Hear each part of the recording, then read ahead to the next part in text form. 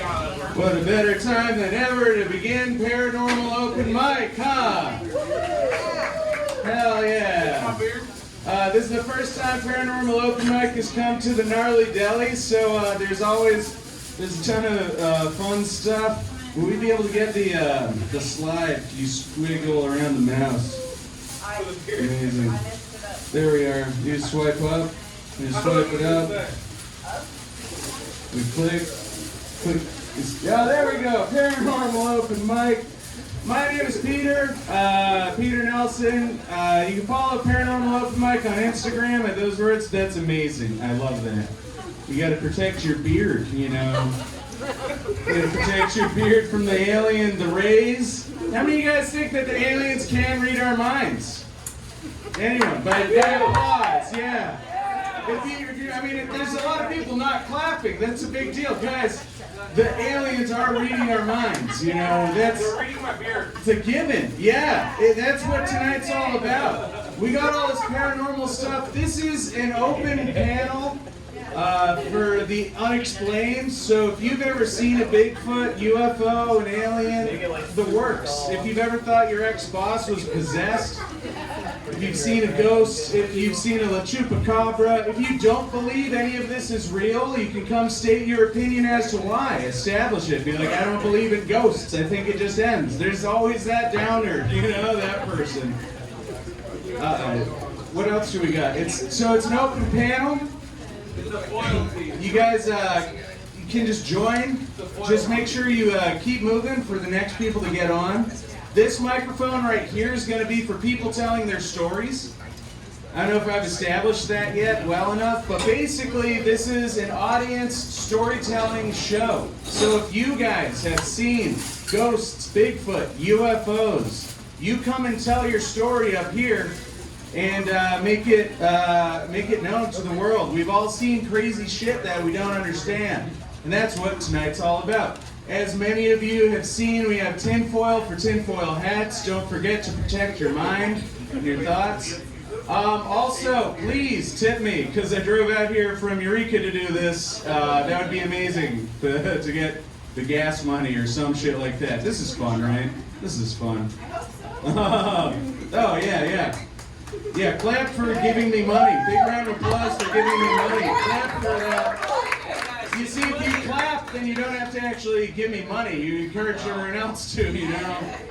We got the tinfoil going around. We got a cool little, typically I have a bigger display table. I got like 25 slides to inspire us throughout this evening. So with no further ado, guys, welcome to Paranormal Open Mic! I have a couple panelists that we're going to start off with. If Sam Mallet and Jesse James wanted to come up and just make yourselves comfortable. What's our first slide? If you want to press the... Oh, thank you, Gnarly Deli, for having us. Thank you, Gnarly Deli. Don't forget to run up huge tabs, buy some shit. I love the... who doesn't love that loaded sandwich that's here? What do you call it? It's the baked and loaded. That's me right now. You wouldn't believe the amount of weed I've been smoking, and then I got like a really... Not the what? Pass it. Yeah, after the show, you know. We'll take a 4-minute and 20-second break at some point. Thank you, Gnarly Deli, for having us out. Follow Paranormal Open Mic on Instagram. Send your email your videos, email your stories, email us to see what's up. Book us, who knows. A Paranormal Open Mic at hotmail.com. My name's Peter Nelson. You can follow me on Instagram at Humboldt Bay. What's our next slide? We got Fozzie Bear. That was supposed to be slide number 22. I don't know. That's fun though. Bigfoot. Anyone seen a Bigfoot? Anyone have a Bigfoot story tonight? My God. No, that's normal. Bigfoot's really hard to come by. Most of the Bigfoot stories. I don't know. You guys ever see a Bigfoot? Yeah. No, yeah. You check everyone's feet, don't you? That's only the dudes. Only the dudes' feet. What do you guys have? We have you on the panel. Tell us what's the scariest shit you've ever seen? Scariest shit I've ever seen. An empty audience. An empty audience. That is pretty bad. No, yeah, that's kind of paranormal. Can we get to the next slide? I swear the Fuzzy Bear wasn't okay, cool. This is some paneling stuff. Don't talk over each other, who, what, where, why, when it comes to story. No super long rants, and mic discipline. Next slide, if I could. Wait, what's mic discipline? Mic discipline is like if you're not talking close enough to the microphone, you know, and stuff. I came to the terms of the fact that babies are a terrifying paranormal entity. Anyone else have that experience? Babies, they're terrifying. Where are they coming from? They're hidden right in front of us. They come from the ether, you know, the grand void before we are alive. That's where they came from. I was trying to make this PowerPoint presentation, and I look up from my laptop for 2 seconds, and there's this baby. It's staring at me. And it's got this huge baby smile. It's like, ah! And it's so happy. I don't know what the fuck it was thinking, because it can't think anything. It's a baby. It hasn't, you know, what is it referencing that's making it this happy? Babies, they're, right? But they're a void being. They're a being from the void, and it was smiling at me, and I tell you what, I was fucking terrified. It's not even my kid, you know? Kids, they're terrifying financially and existentially, you know? That's just that slide. What was our next slide? You guys have your own paranormal investigations, people. Have you guys looked them up? Are you familiar? We have Chico Paranormal Investigations. This is how you get in touch with them. I was looking up, you know, shit about you guys. What do you guys think? Anyone worked with these people? I've seen some stuff. You've seen some stuff? I tried to get a hold of them, but they ghosted me. There's a whole episode on Jody Reed's movie. Yes, I've seen it. Yeah. You see it? Okay. No, there's this woman that got abducted in Reading, and she, like, her and her daughter was a ghost that was haunting the apartment that gave them clues on where to find the body. Didn't find the body yet, so pretty unsuccessful ghost if you ask me. There's dumb ghosts. There's dumb people die the most. There's a bunch of idiot ghosts. You know, we're all the smart people that are in this room.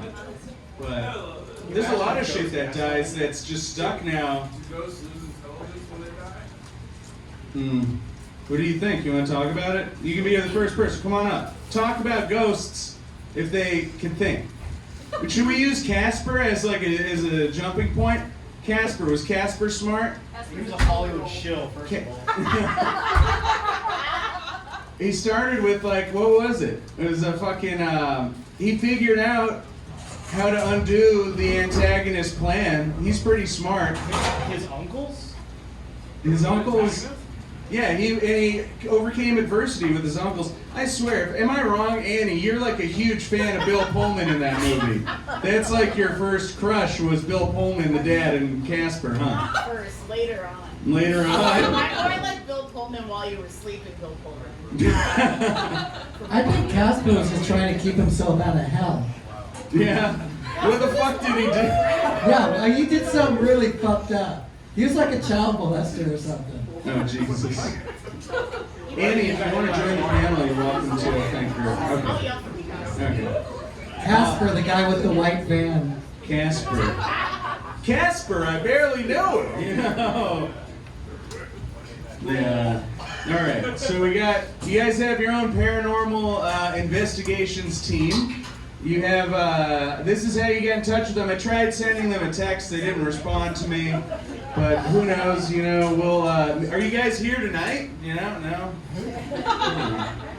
But you can send in a form and they teach you, or they can go through your house and investigate your stuff. So you guys have your own paranormal economy locally. There's a whole economy of paranormal shit. These guys are probably making some good money, you know, it's Chico. Is Chico haunted? There's some haunted shit here, right? Who knows? Anyone got a story about Chico being haunted? There we go. I don't know, it's not firsthand, but someone that works at the Bear was telling me upstairs is haunted, and people will sometimes walk by and see like a little girl in the windows in the upstairs area, or people cleaning upstairs will like hear someone like laughing or running in like the pool area during the day. They seem like they keep to the day. Yeah. which is less scary, but yeah, makes So the- sense. There's that. Is there a levitating Some hat? ghosts that were just like, don't talk about our secrets. Dude, we've had some spooky shit happen at these paranormal nights. It's crazy. Can we get the next slide? And then also, guys, if you guys have your own story. Oh, this is a real UFO video that my friend took right over where we do the show in Eureka. Well, maybe it's that Chinese balloon. Heard about that? Yeah. It wouldn't be lit up. You guys see it? That's really weird. It probably is a plane. Oh, it just went out. Did you see that? It just went out. A real life UFO video. Whoa. Whoa. There you go. That's Scott Robertson. He's a great crowd member over in Eureka. But yeah, there's real life shit. This event is supposed to bridge the stuff that we play off as like abnormal, you know? The things that you keep to yourselves because you don't think anyone will believe you. Tonight, this is where you tell people about it. We'll believe you, you know? And if you do have any story about the unexplained, ghosts, Bigfoot, UFOs, reading minds, someone being possessed, witchcraft, haunted objects. Yeah, all sorts of shit, you know? Just, it can't be normal, you know? The UFO, for example, you come on and you can tell your story. At any point that I'm talking or the panel's talking, you guys can just hold up your hand and wave it around. That's how we can tell that you want to tell your story. Because this is an audience participation show where you guys tell your stories. I have a few. But yeah, wave your hand around and then that can let us know that you want to tell your story. My story? All right. No, I got one, because you guys are into Halloween and how spooky things are now at this time of the year, right? Everyone, let's get a big round of applause to keep the energy up, right? Yeah! Who likes spooky shit? Who likes being scared? The horror movie kind of shit? Sorry if I'm swearing too much. You guys dig it. Curse words, they're curses. We cover curses as well. Anyone think you're cursed? Anyone feel cursed in this room? Yeah. Yeah, there's some serious curses in like just. Yeah. It's crazy. Sometimes it's just you don't know. You want to tell your curse story? I do. Hell yeah! All right, guys, put your hands together for Amber Pace and her curse story. Hi guys, how are you doing? I have a Ouija board story. I was newly married. I was pregnant. I was about 8 months pregnant. And my ex-husband and I decided that it would be a really great idea to get a Ouija board. Just like fool around with it and whatnot. And the very first thing that happened, we had pulled out of the store parking lot and a woman had gotten hit by a van. And it was the first time I'd ever seen a dead body, and it was very traumatic. And we went home. We ended up getting in a fight, not a fist fight, but you know, a very loud, yelling, contentious match. And I was living in San Diego. I was new to the area in a very bad neighborhood, and he took off. He took off and he left me there, and I went into labor. And thankfully, my cousin's girlfriend was there. She was able to take me to the hospital. They were able to stop labor. But we get back, and the first thing my husband did was he took that Ouija board outside, threw it away in the dumpster in the alley, and I watched him do it. Several months later, we had moved to a new location. My daughter had been born. She was probably about 6 months old, and it was always very cold in her room. So I was looking for her blankets, which were at the top of her closet, feeling around up there, and I felt a box and pulled it down, and it was that damn Ouija board. It was in her closet in a different location, and we had taken the plastic off of it, and so it was the Ouija board in the box, the Milton Bradley box, with the plastic taken off of it. So I took it outside and I burned that motherfucker. And, but like paranormal phenomenon has always followed that daughter. She's 28 now. And one of the weirdest things that ever happened was she had 2 parakeets named Romeo and Juliet. And we had a 2-story house. And she went upstairs, she was in high school, went upstairs to check on her birds.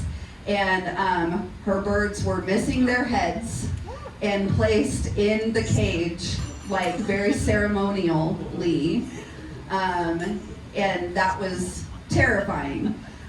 Since she's got kids of her own now, and it seems like the paranormal activity has died down. But her room, every room we ever moved to, we were a Navy family, every room that she was in, wherever we moved to, was always cold. It was colder than the rest of the house. Her doors would slam unexpectedly. Don't fuck with Ouija boards, that's all I'm saying. Jesus Christ. I have a question now. I might have an answer. Well, this whole thing was caused by a Ouija board. Could you not have just gone to the store and got yourself a de-Ouija board? A de-Ouija board? Yeah, de-Ouija'd her. Well, I think you should come up with that. Patent that right now. You take a cruise over to the store to get it, and you're de-Ouijable. Yes, am I de-Ouijable? Yes. De-Ouijable. Yes. I always wonder whether you could use more Ouija boards for more curse, you know? Like, what if you had like 30 Ouija boards out and you had a bunch of, what are those things called? The monocle, the oculus, the... The Oculus? Well, Yeah. there's a word for it. Planchette. What if you get a bunch of planchettes on pulleys and shit, and you get like 30 of the Ouija boards out, and then you just say something really basic like, calling all demons, calling all demons. And you do it in your neighbor's basement, and then like, what if it's 30 at once? And then like you just see your neighbors just like flayed on their front yard the next morning, and oh, maybe that's a little too much. Probably a little too much. Just trying to haunt the guy. You know, you just get more Ouija boards and just play the demons against each other. Yeah. You know, just like an all-out demon war. You know, it'd be a Ouija war. A Ouija war? Yes. Sounds a lot like Pokemon. Wait. And you'd have to get a de-Ouija war board to do Yeah. That's how they keep not discovering real life Pokemon or real life demons, is because they're actually Pokemon and we're looking for demons. Demonology and Pokemon share a lot of things. Amber, why? Can you No. Romeo and Juliet did it to themselves. You know, that's really hard to say because, like, how would both lose their heads? Yeah. I did have the same A question. lot of Like, who poisoned who? yeah. You know, was it in the bird seed? What came Yeah. first? The heads. What? Star-crossed birds. Star-crossed birds. I think you need to get a little closer to it, maybe. Sorry, we're listening, Amber. We're listening. Our So, sound guy's back there on his phone. Maybe. so yeah, no, that's what we say about ghosts and stuff. Do you have ghosts in your house right now then, would you say? I don't think so. I just moved out to Durham. So Okay. it's creepy because like I'm by myself in the middle of like an orchard. So there's lots of spooky noises, but like that could just be critters. Yeah. Durham as a whole is probably cursed. That's a good point. Yeah, I think Durham just is cursed in general. I was also thinking. Oh, go ahead. Sorry, Sam. Well, no, they have no street lights, but they have a wine district. What is that? That's bullshit. Yeah, the gas station doesn't stay open past 8 p.m., but there's lots of wine. That sounds funny. So, Amber, you were saying your daughter, every place you ever moved, her room was always cold, Yeah. right? Did you ever consider the fact that you just gave her the drafty, shitty room every time? I'm a horrible mom, so that is true. Any room is horrible if you're depressed enough, you know. This room. I hate life, so here we are.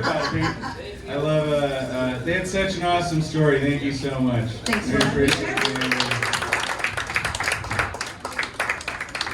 Hey, let's keep it going one more time for Amber for helping us do slides tonight, too. Someone pick up her tab. Come on, she's helping this wonderful show. For those of you who didn't have to pay to get in, it's a free show, but it's $40 if you want to leave tonight. So let's get your wallets out now. I love ghost problems. How many of you guys raise your hand if you have ghosts in your house? I can get rid of your ghosts. I have a special technique. I'll get rid of every single ghost from your house. Because turns out ghosts are terribly afraid of demons, and we know how to get a demon in your house. So, no more ghosts. I don't know how to get rid of demons. That's on you now. So, we got. So throughout the evening, guys, wave around your hands if you want to come tell your story. Amber, would we be able to get our next slide, please?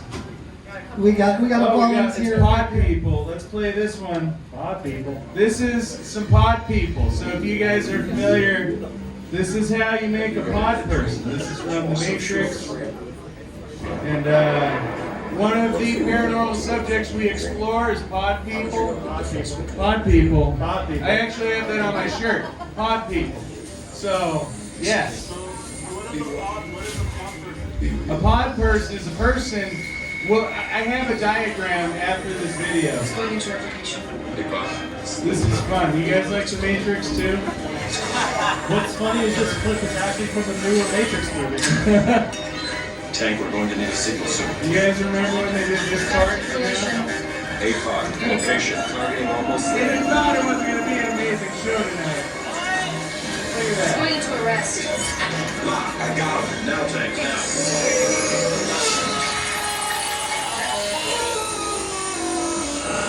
So that's why we got to look out for pod people. Is what we're getting at. Pod people. Now he's in the pod. Pod people. Welcome to the pod. Thank you, Eve. I appreciate it. Yeah, I remember my first pod. Yeah. So I would hate to have a pod bod. you want to look out for situations where you could become a pod person. It's a horror movie subject for a reason. Tell me that's comfortable. It's not. Can we get Sam's microphone turned up a little bit while you're there? Papa Oh, really?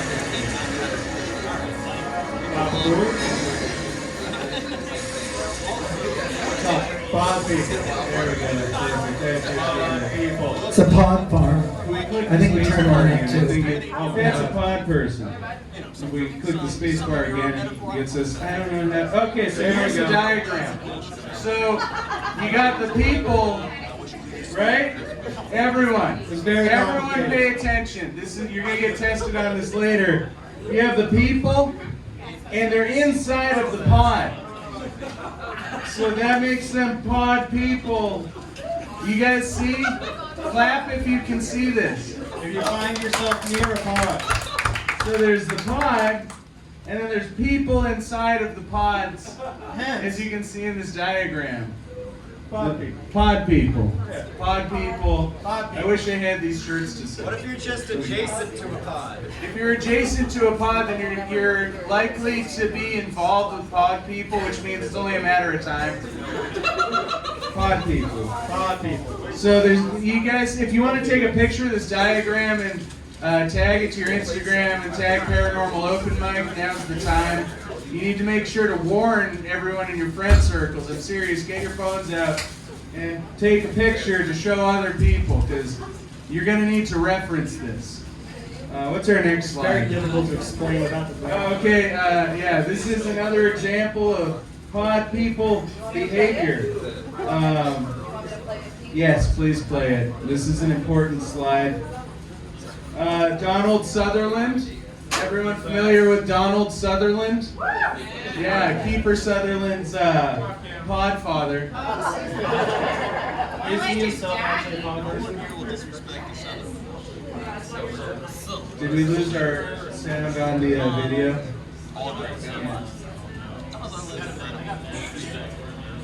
Oh, there we go. This is gonna maybe get loud too. Look, she's sneaky. And then, It's not that sneaky.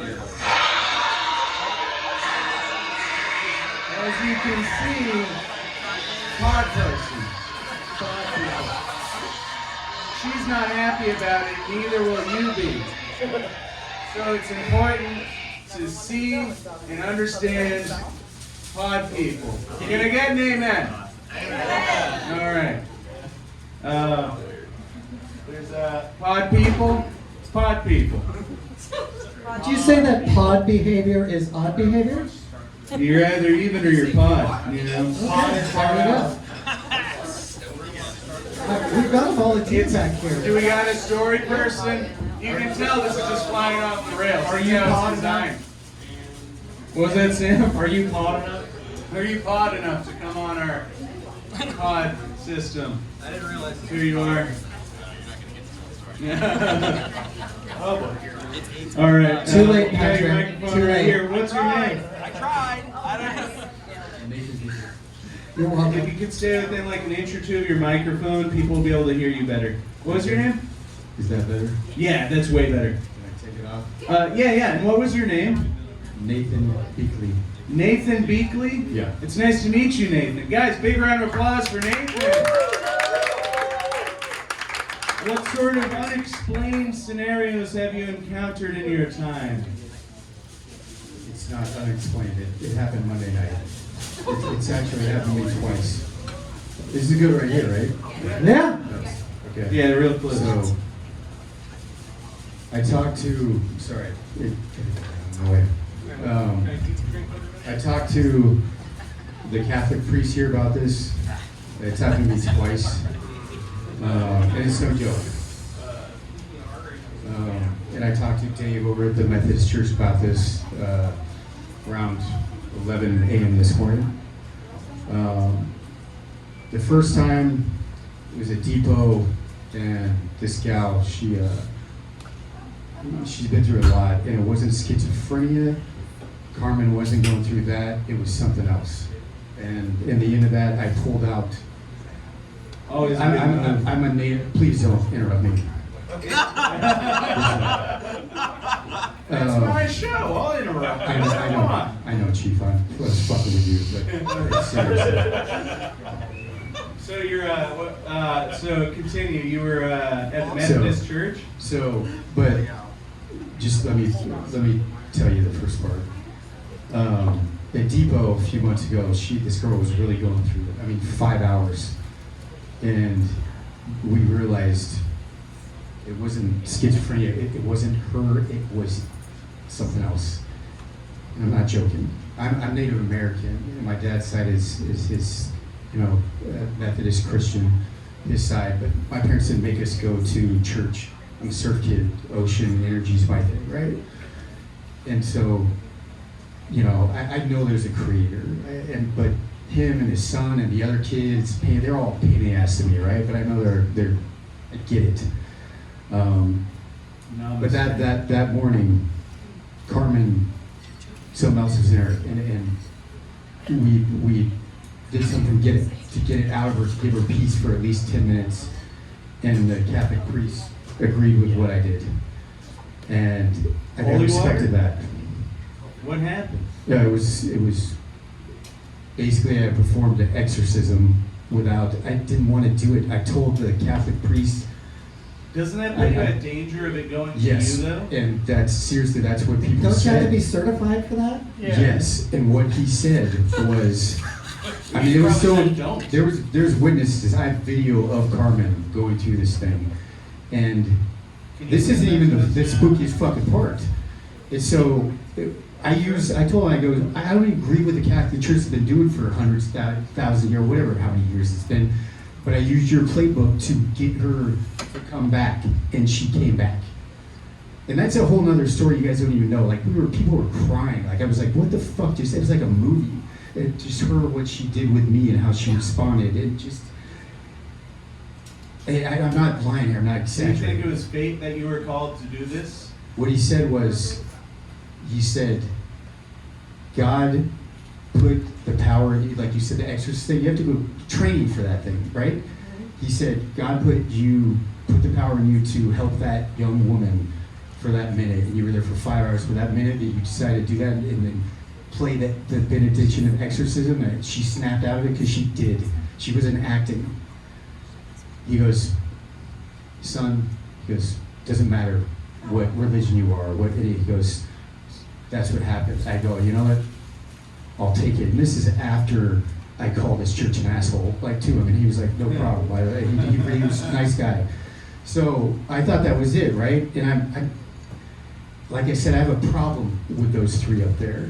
People literally call me Dean Winchester from Supernatural because I have the same mentality as that guy. With that show. And even before I knew the show, people on that train, they were like, dude, you remind me of Dean Winchester. And I saw there, I'm like, it's two white dudes that cruise around killing everyone, and whenever someone questions them, they're like, no, it's okay, it was a demon. what do you think I'm up there for? I'm trying to get away. Hey, it worked in Salem. It didn't work. It's just the whitest shit I've ever heard. It's like, oh, don't worry about it, you know. I love that show though. Once I started watching it, I'm so sorry. We can continue. Yeah. so that was one thing, and I left out. I'm waiting to details out ask of my that one. questions, by the way. So Monday, right? It's Monday. I've been in Chico since February, and I get a vibe at night if there's negative energy. Well, that's just kind of how I am. And I'm walking around. I go, everything's cool, and I go check. It's 2:30 in the morning. And I was gonna go down to like a hookah bar by Oasis, you know, I'd kind of see whatever, but I was like, I'm gonna check on a few homeless people, Will and Tiffany, they're older, that I got to know with whatever I was doing here for my humanitarian, whatever I was doing. Because they're older, I wanna check on them. And you guys,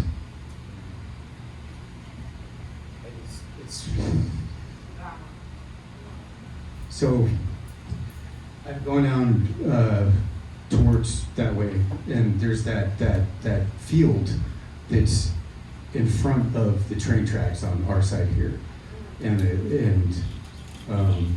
I kind of just went that way, and Will and her usually by the 7-Eleven over there down there, and I turned that way on a bike, and I stopped. I mean, it's a pleasant night. It's in no rain. It's nice. I'm wearing a t-shirt, whatever. And I see this girl, and she's got dark hair. I've never seen her before. And she's standing in the middle of the street, like on the left side by that open area. And the moon's out, kind of half-ish, whatever it was that night. And she's like this. She's talking in tongues or whatever the fuck. This is after the. Yeah, the Depot Park thing happened about 2 months ago with that thing with Carmen. I'm sorry, I should have told you that. Yeah. This thing happened this Monday. Did you track an entity in here? You brought an entity in with you tonight. Possibly. Oh, He does it every time. And I joked to him Just better wipe either. your It sucks. feet I thought as they you were enter. gonna help. Everyone else. Well, I don't know. I mean, if he performs exorcisms, I want to see if he can get the demon out of my ex-wife. I don't think that's possible. Not bad, I huh? don't think that's, So, some things are just never to be done. You know? so, and this gets kind of disturbing. Like I will cry, honestly. So, I see her, and there's nobody around. You know, it's, and I go up, and I go, you know, hey, you know, are you okay? And she's still speaking tongue. She's like, she was just at that point, she really was just kind of looking up, and she turned to me like this, and she just kind of turned, and then it was different than the other one. It's almost like the movies, and I told Dave, both priests this today. The movies, somebody got it right, and then we got The Exorcist and all those movies. Her eyes were this wide. She had a smile like this, and she never changed that face. Carmen did at times. You could hear Carmen a little bit in there. So you believe she looked at me, and she kind of like wallowed over to me, like smooth, like kind of just not acting, but just. Nobody was around. She was doing this like I watched her from a distance. What did you use to verify that this was specifically demonic versus something else? I'm going to tell you. Well, sorry. So I'm not exaggerating here. I'm not. Like the priests were today. They were concerned. They're like, Nathan, I gotta go talk to my wife. Like, you know, it was really.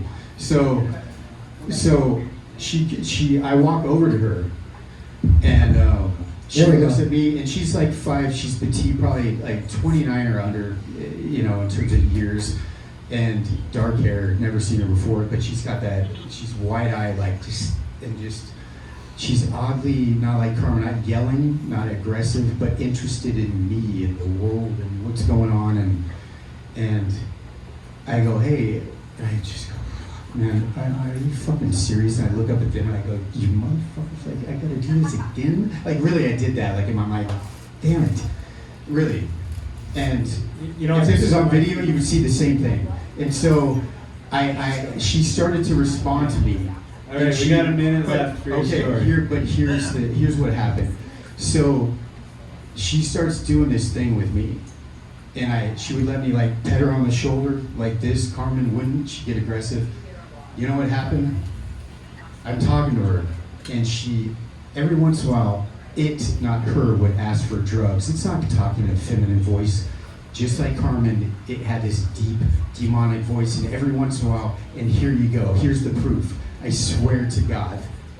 She would do the thing where she moves her neck, and it would go, but that's not. Have you I can't ever even seen repeat someone coming off of meth really hard? Yes, and it was, I swear to God, you guys, she did that, and she wasn't acting. And so I got her to move over to the area right there, off the street. She was crawling on all fours, going in and out. And she was In and out of what? Burger. Whatever, universe, hell, whatever she was, it wasn't her, man, that's the fucking point. Yeah. Believe that, On all because fours Dave, going in and out. I just they picture were- her crawling around, and then you were like, it wasn't her, brother. Like, where is it? You guys, I'm serious right now. It wasn't her. Whatever you believe in, it wasn't her.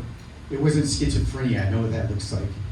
And I left her to check on my friends. I came back, and she still was doing that. And you know what the fucked up thing about this whole thing is? I looked down at her sweater, and she was pregnant. That can happen, man. She let me touch it, and I go, oh my We have God. a question from Jesse James. But believe me, I told this whole story to those two folks. And it was no joke. They took it seriously, and I do too. And it's not a spooky We story. have a question from Jesse James. Jesse James wants Well, I got two things. I'm just thinking now that the pregnant thing, we've just gone full circle to scary babies again. But I'm sorry, I do believe in a lot of paranormal stuff, but I want to take a survey to the audience.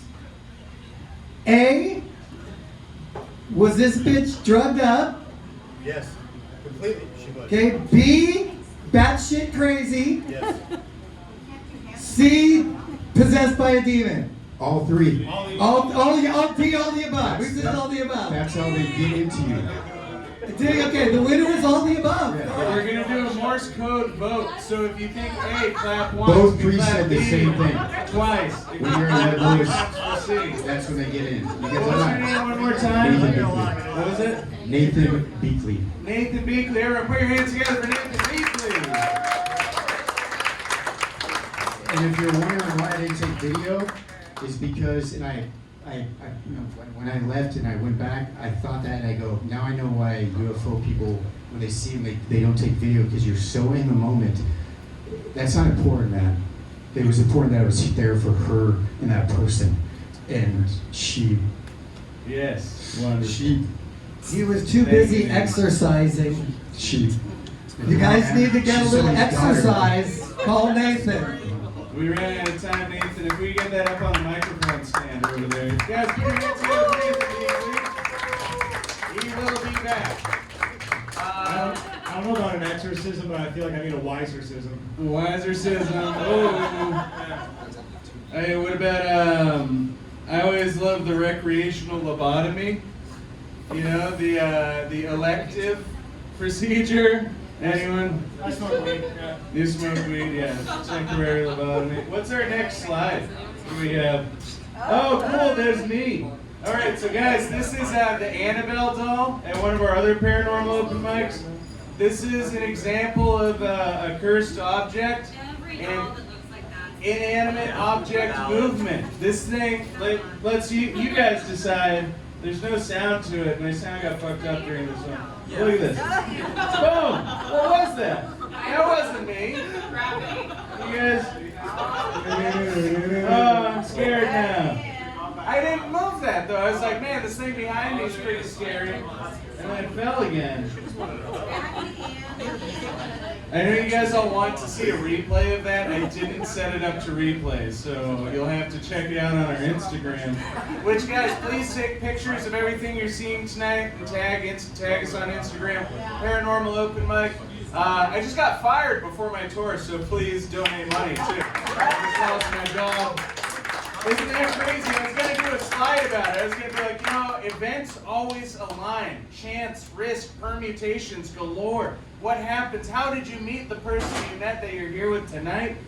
Imagine the idea of thoughts, and you could see something 40 years ago, store it in your head, tell someone else about it 40 years later, and somehow they can picture that same exact scene in their mind.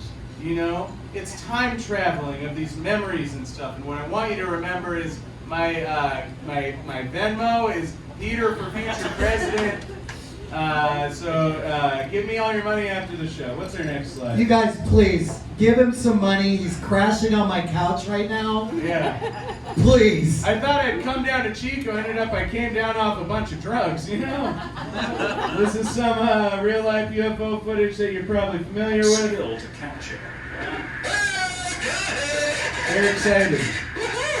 All of these videos have been leaked in the past, but the US government now confirms they are genuine. They're fucking genuine. Are you guys surprised? I mean, like, what? No, because of my father. A lot of squigglies. I think we could replay that one. Does anyone replay? This one? Yeah. Skill to capture. So there's actually UFO technology. All of these videos have been leaked in the past, but the US government now confirms they are genuine. They're genuine UFOs. That's crazy. How many of you guys have seen UFOs? That's a real. I've seen them. It's not a big deal. When I was a kid, I remember I saw one when I was like 5 or 6, and it was just this glowing jelly bean outside my childhood window, and I never questioned it. It's just they're around, and I would really love for people to speak more freely and engage in dialogues about this kind of stuff, because it's real, it's here, it has been tried. I mean, the government has tried to keep us from believing in it. There's efforts, concerted efforts about UFOs. Make sure your hats are on tight. For those of you looking for tinfoil, there's more tinfoil going around. Is someone talking in the back? What are we doing? Roswell did happen. My dad. Roswell did happen. And this is, you're preaching to the crowd, to the choir. Yeah. Eve, did you want to go on? It's not whether or not Roswell happened. It's about what happened. Yeah. What it is. Not if it happened. They're trying to keep those alien cheeks away from us. Mike has stories too. Yeah, I'd love some more This guy have a stories. story? I saw your hand go up. Yeah, you looking behind you. Well, come on, make one Okay. up. Whoever wants to go on next, go on, for the love of... We'll take another There we slide go. while they're coming up. Johnny. All right. It's probably just another, if we hit the space bar to go to the next one. You're not doing your 5 minutes of comedy now, are you, Double Johnny? click. Click on the alien. Double click on the alien. There we go. And then we'll get to that after. Everyone put your hands together for Johnny Cash. Johnny, you're one of my favorite new comedians to me. Thanks, How are man. you doing tonight? Doing great. Hell yeah. So, it's more of a, I've got a missing person story that's famous to this area, and I have Nice. a personal ghost story. Which one do you guys want to hear first? Missing persons. Okay. All right. Is anybody here familiar with the Yuba County 5? Yeah. All right. Those of you that don't know who the Yuba County 5 are, in 1975, 1976, something like that, the All-State Basketball College Championship was held at Chico State. And these 5 guys from Yuba City 4 of them they all had like, the news articles said they had mental disabilities. Like, these cats like had Downs or something and they wanted to go watch the basketball game. So the volunteer that worked at their school, this dude named Gary Cole Matthias, drove them to the basketball game. They got there at 5 o'clock in the afternoon. They stayed until around 8:30, 9 o'clock, and that was the last time anybody ever saw them alive. Their car was found. This was in November, December. Their car was found 6 months later. Yeah. After the snow melted in South Plumas County. They found it 10 miles south of a town called Red Hawk. I don't know if you guys know that Oroville is full of crack, but Red Hawk is literally made of it. In the 70s, I don't know what that area was like. I imagined it was pretty desolate, but they found, they never recovered any bodies. They're all missing. They were all gone. The last person that reported seeing one of these dudes, this Gary Matthias cat, was probably like a week after they supposedly got stuck out in the middle of nowhere. Like this old guy was like, driving around the back roads or whatever and saw this guy walking in the snow. And that was like the last time anybody ever saw him. Still, unsolved case to this day. What do you think it was? Probably, relatives of Gary Matthias said that he was that night trying to get to Grass Valley. I think he just took the wrong turn, man. Like, if you take the wrong turn going to, 149 or whatever, right before that, you end up heading back towards Plumas anyway. Like, you'll end up at the backside of Black Park Road. And so they went off the road? They just got lost. And it said no Google Maps in the 70s, dude. The guy just didn't know where the fuck he was going. That's insane. Yeah. That kind of sounded similar to the fire in the sky sort of stuff, man. Yeah. I didn't think that there's any sort of grand, a lot of the time, with quantum entanglement, to observe something, it changes what it is, right? And so what if some of these times that, you don't know what happened to these people. They just up and vanished. Yeah. There's all these sort of vanishings. I really think that the Plumas National Forest is haunted. There's like a lot of weird local legends about that area. So I'm thinking you're going with the abducted by aliens theory, and you're thinking of a vortex. Maybe time vortex. Time vortex. Yeah. I have personal experience to maybe go with the time vortex theory. My ghost story, right? Can you solidify this theory? Yeah. Okay. So in 1995, I was a wee little 10-year-old. My dad takes us up, me, my mom, my sister, takes us in his pickup truck to go play in the snow up in Plumas, where it's probably about maybe a 2.5 hour drive east of Oroville, right? And we're out there pretty much all morning, and we're driving in maybe 3 or 4 feet of snow. We come around a bank, like a big curve in the road, and maybe like half a mile up the road, like you could see like somebody walking in 3 feet of snow, walking down the road.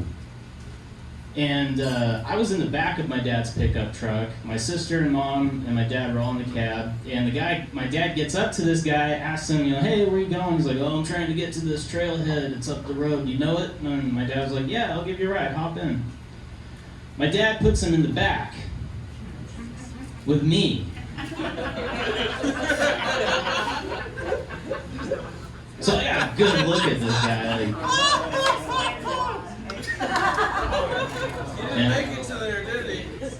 Just an idea of what it's like to grow up with me. Like, if you were growing up in my family, you had to hitch rides with hobos. It was just, one of those things that had to happen. It was, so this guy, he was wearing like one of those old-timey like mountaineers backpacks, like the wood rack one. And he had like a sleeping bag on it and a big backpack and a big thing full of supplies. And he was wearing like wool clothes, a flannel jacket and a beanie, and never said a word. Like, we were driving for like maybe 30 minutes, never said a word to me. My dad dropped him off at the trailhead where he wanted to go, And my dad tried to talk him out of it. He's like, that's a terrible hike. It's like, with 3 feet of snow on the ground, are you crazy? And he's like, no, I did it before, whatever. And He's like, you don't understand how much I hate myself. yeah. So we drop the guy off, we go further up the road, play around, whatever, and we start coming back, and my dad stops at the trailhead to see if that dude was still there. No sign of him. Never heard anything about him until that was like January, something like that. Around June, we were at my uncle's birthday, right? It was a birthday barbecue, and my dad was telling him this story about this guy that we picked up. And my uncle's familiar with the area. He's familiar with a lot of people around town, He kind of like, he's like, wait, what? Dad was telling him about this. He's like, wait, what did you say the guy's name was? And he was like, his name was like David something or other. And he's like, are you sure? What did he look like? And my dad told him he was like a mountain guy and had a beard, and he was going down the Hartman Bar Trail. He had like a gold claim down there or some shit. He's like, that matches the description of the guy that escaped the care home that day. God damn it, you took that from me. Here's the twist. According to my uncle, that guy died in 1979. And your uncle is an authority because... I'm pretty sure my uncle killed that guy.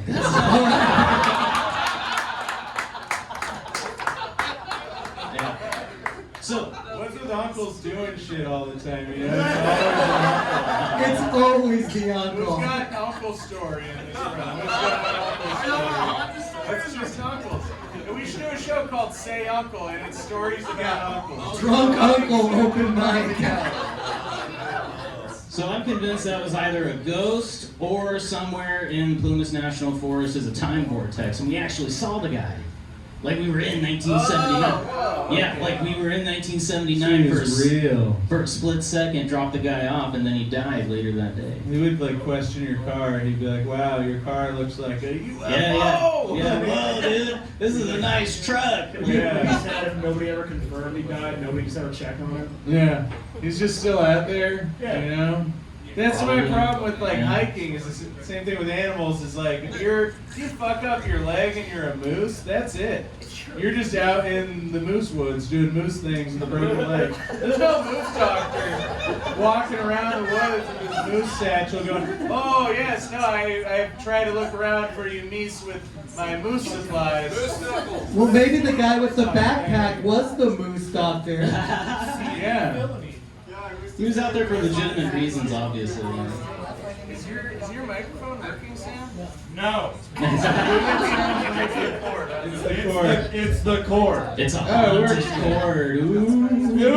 If you're Johnny Cat, if you were a moose in a previous or future life, tell me, would you rather be like a cool moose or a serious moose? I imagine I would have that big moose energy, like. Yeah. You'd have a nice rack, wouldn't you? Yeah. Big old rack and whatever those chin things are that hang down on a moose. I don't know. Dude. So time vortexes. What do you think? Did you fuck up time? Did you do a Mandela effect when you dropped that guy off?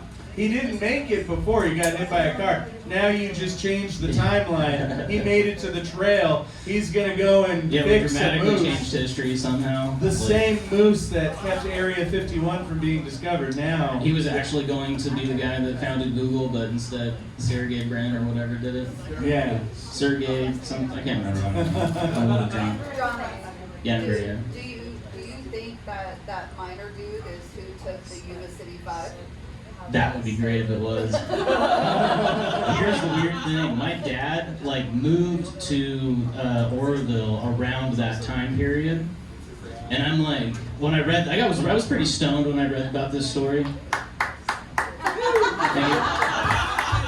And I'm not ashamed to admit that I got a little paranoid and I started asking my dad about his time in Oroville in the 70s. And I'm like,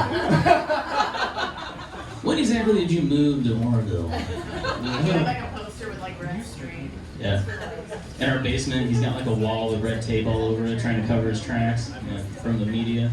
So funny. What? Do you ever hear voices? Yeah. Yeah? What do they say? Oddly enough, it's all in my voice. So, sometimes I hear jokes in my head, and that's how I write a joke, because it'll just be like in my head. I'll be like, wow, that's really good material. You ever walk around your house trying to like you're getting ready to leave, right? And you put your keys down somewhere to go find your phone, and then you forgot where your keys were, right?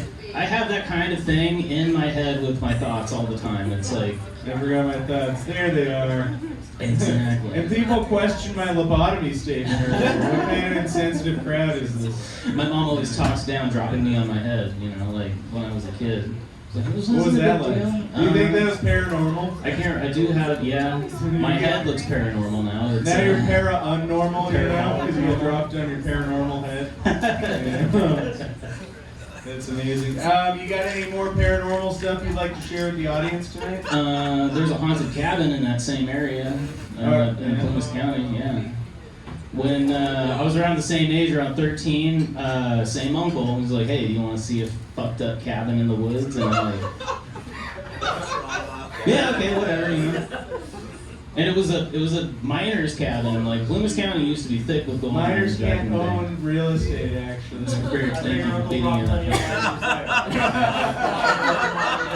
The cabin where I take the miners cabin. I really like the miner chic look. I think fucked up cabin is an understatement. Yeah.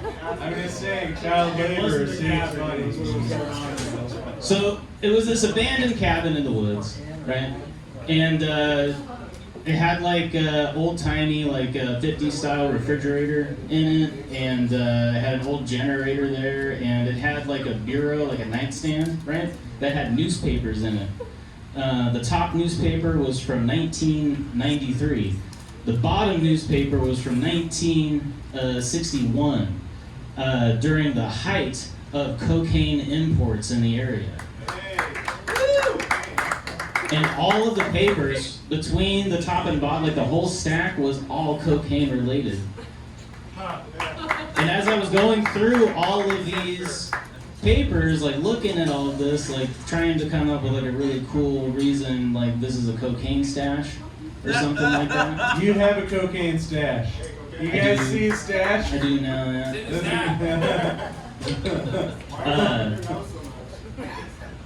And we were leaving that place, and the door to the front of the cabin flung itself open. It didn't close, it flung open as we were leaving. And that's it. That's it? No explanation? I'd have to imagine the ghost of a cocaine head would be very active. Yeah. I think it's a ghost of one of the children that your uncle killed trying to get the fuck out of there. He was like, hey, you know, this abandoned mine shaft, you can put a lot of bodies in there. You put so many bodies. It's a mine shaft. I didn't even kill before this, but can you just pass a good opportunity? No. I can't. Johnny, thank you so much. You got a great tinfoil hat tonight. Thanks, man. Guys, put your hands together for Johnny Cat. Thanks, everybody. 13 minutes and 13 seconds. Alright guys, just for energy, I want to hear a big cheer and a round of applause for the Gnarly Deli right now. Thank you so much, Gnarly Deli, for having the spookiest night. And apparently, my telepathic order was received because I just got a beer. That's amazing. I was just thinking I wanted a beer. I have beer right in front of me. This is a special night. Wednesdays at the Gnarly Deli, you get to buy a ton of stuff for the person on your left. So, person on the left of whoever is looking at you, they're gonna buy you stuff. Everyone buy $20 worth of items right now. Announcement, Jessica James has lost her purse. No, I just left it on the table. I just want to make sure it was still there. She doesn't know where her purse is. It's right behind Nicole. There it is. Very good. Jessica James did not have a microphone in front of her face, so she did not feel comfortable making the announcement. It's a personal item. Thank you. Thank you, Thank you. You have a story. If you want to do it while you're up, if you have the time right now. I do. Everyone, put your hands together for Edie.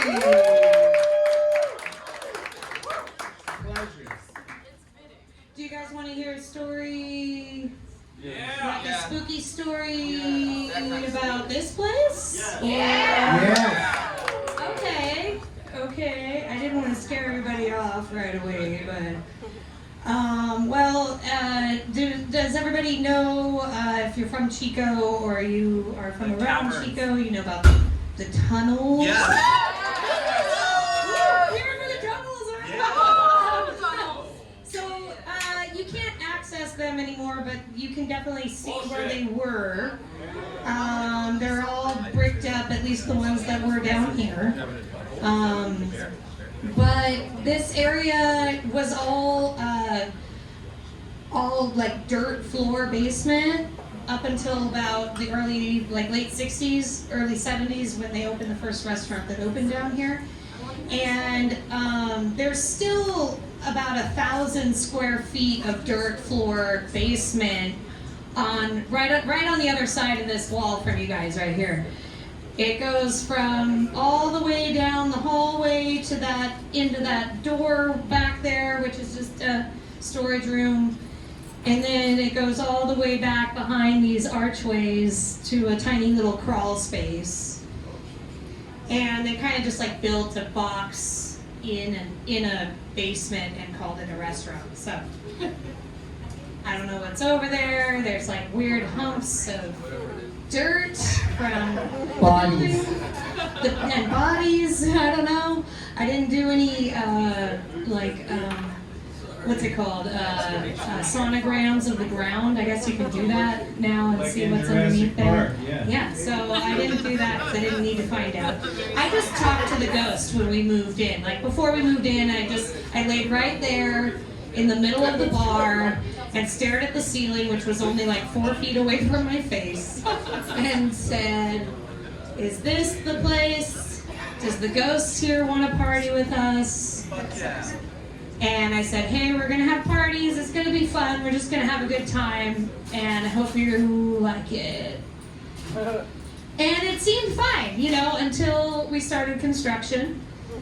And the construction part was, everybody was cool with what was going on, except for our painter. And our painter was here, and he saw just down the hallway a man in suspenders and a bowler hat, kind of like Charlie Chaplin.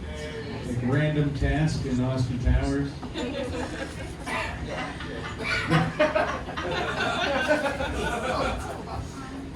Well, more to him like Charlie Chaplin. But we're talking about a painter who had one hand, one-handed painter, a hair and a one-handed painter. Yeah.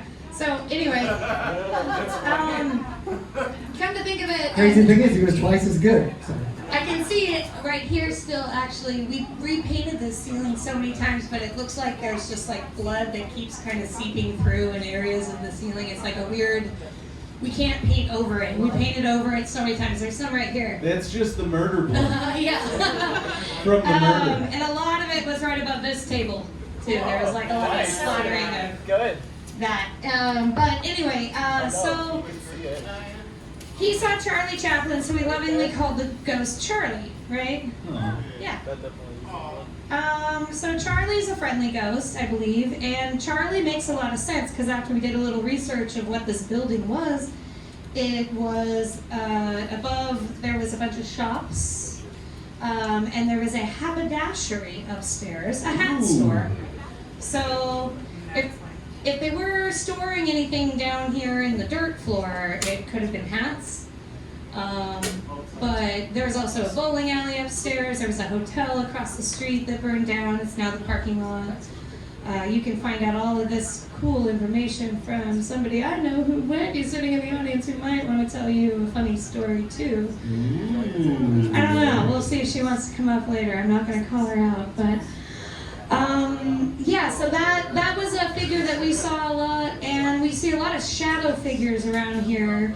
And there's a lot of strange smells. Now, basements tend to smell, but we feel that we loved this place because it was cool and it was it gave that comedy club vibe, right? but this place is fucking cursed. Okay? The building is from 1888. It was never, the basement was never meant to be a restaurant. And in my kitchen is access to the fucking sewer. I'm gonna be honest with you guys. Everybody who's here can know this story of if the bar smells like sulfur or sewer, it's just the demon. That's all it is. Don't worry about it. It's just the demon. You don't have a ghost problem, though. I don't have a ghost problem because I have a good solid demon who comes around at certain times of night and certain times of day. Particularly after Mom's closes their shit factory upstairs. Because if you think about how many hungover people go to brunch and drink more booze and drink more coffee and take your shits in the morning, it's upstairs and it comes right down here. So. That's how you know the churchgoers are partying, is because their brunch is just lit. I'm just making an announcement that we're no longer open for lunch. Anyway, but that's just like one of many stories. I know that Mike has a couple of stories he could tell about being alone here at night, late at night. I'll share one really quickly about Drew, who is our janitor. He is not here tonight, he's out of town, but if he was here tonight, he would tell you the story about the singing woman. Drew's here. Is he here? He just showed up. What? He just left. No! He withdrew. He just came back. And now we're not with Drew. Oh, okay, well, I'll tell the story for him real quickly. So he'll be working up until sometimes 3 in the morning. And he usually wears earbuds when he's, mopping the floors or sweeping, whatever. And he will hear a woman singing at night at around 3 in the morning, and he can't figure out where it's coming from because he can't seem to get closer to the sound. So he'll go from like this corner all the way to the back hall, all the way to the back of the dining room, all the way to the back of the kitchen. This place is 4,000 square feet. And he can't figure out where the sound is coming from.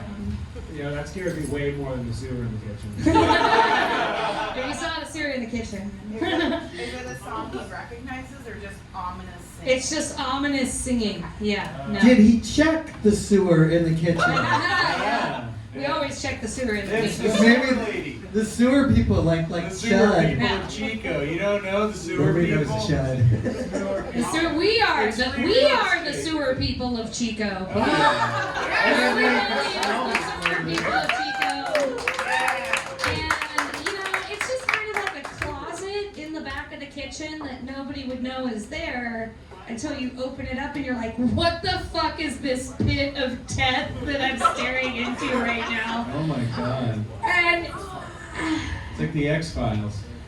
How often does the singing occur? Is he able to record it? how often does what occur? How often does he hear the singing?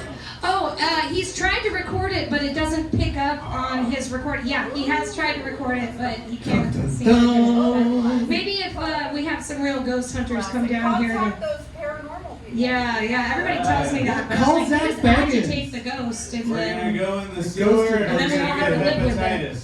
Yeah. He'll send Aaron down I got some to hepatitis in back the there. sewer. for you. Yes, Nicole. Does our anybody bartender. have a German Shepherd and then we can serve around mystery crew? Ooh, Any yes. shepherd will do. I know somebody with a van. A mystery, yes. Anyway, I'm going to leave you with that, and I'd like to congratulate Jessica James on somebody talking over them for once. Let's give it up for Nathan, everybody. Everyone put your hands together. Great job. Thank you. That was a really fun set of stories. I love good old sewer stories, Tunnels. Is it me, or would life be way cooler if we had human tunnels, like hamster tunnels, just for us? I miss the ball pit. I miss the tunnels. I miss the cool little thing you fall on at KB Kid Zone or whatever. Ninja Turtles. I miss Ninja Turtles. Monkey bars. What was the last? Monkey bars. Yep, monkey bars. I never had the upper body strength to do that. I've got a hamster wheel, but it's in my head. Yeah, I was gonna say this. All right, let's walk around with some slides. Could we get the space bar hit on the Mental exercise. What do we got? This is some sort of. I think we might. This is like some news. NASA today released the like findings from its about year-long study of UFOs, and well, it doesn't really clear anything up. It basically says that those strange objects in the sky are, well, they're still a mystery, and our Rob Hayes is here. They're not a mystery. They're real. She doesn't know. She was told to say that. Flying in the sky, and how the government is taking a closer look at them. Today, NASA released its findings, and that looks like the I tell people what I'm paid to say kind of a guy. UAP is the new stand-in for UFO. It means unidentified. They changed the name on us. Jim Nelson is the head of NASA today talking about its year-long independent report on UAPs. It's more. They got balls? They got a big silver ball. The NASA independent study team did not find any evidence that UAP have an extraterrestrial origin. But can everyone in unison tell this guy to shut the fuck up right now? 1, 2, 3. Shut the fuck up! Scientists and experts poring over encounters like this from military and commercial pilots. Meanwhile, reports of alien life continue to. Those are real, by the way. These are real. So-called non-humans rolled out. Those are just dusty bananas. In July, a former Ancient alien theorists suggest. UAP off the coast of San Diego. How many of you guys think these UFOs are like real life aliens observing us? Dark side of the moon has buildings on it and shit, right? NASA will continue investigating. Let's just slap that space bar. Yeah. We're on their planet. We aren't just like a black mold or something. I think they seeded us here. What do you do? Let's get rid of the pre-planned news. We're getting to the next slide. Oh, guys, so if any of you have a story that you would like to share, there we go. Do we have one? Rather enthusiastic volunteer, I may say. Oh, yeah. You got your microphone up there. A lot of the time it helps to keep it 1.5 to 2 inches away from your mouth. Hi there. Surprising, did not like what you're used to, probably. What's your name? My name is Becca. Becca, it's nice to meet you. Everyone put your hands together for Becca. I worked in the Senator Theater in the early 90s. Yeah. And I'm the biggest skeptic, I'll admit that. So going in, I'm hearing stories about how people are hearing noises and, just voices and moans and groans. And then I came to realize when I went to the backstage area that the screen was a one-way screen. Behind there, you can see everybody in the audience, but they can't see you. Wow. People were going back there having sex during the movies. Nice. So I'm thinking, okay, everybody's just full of crap, there's no, ghost, the moaning and groaning is coming from behind the screen. So then I, right? Is it still like that?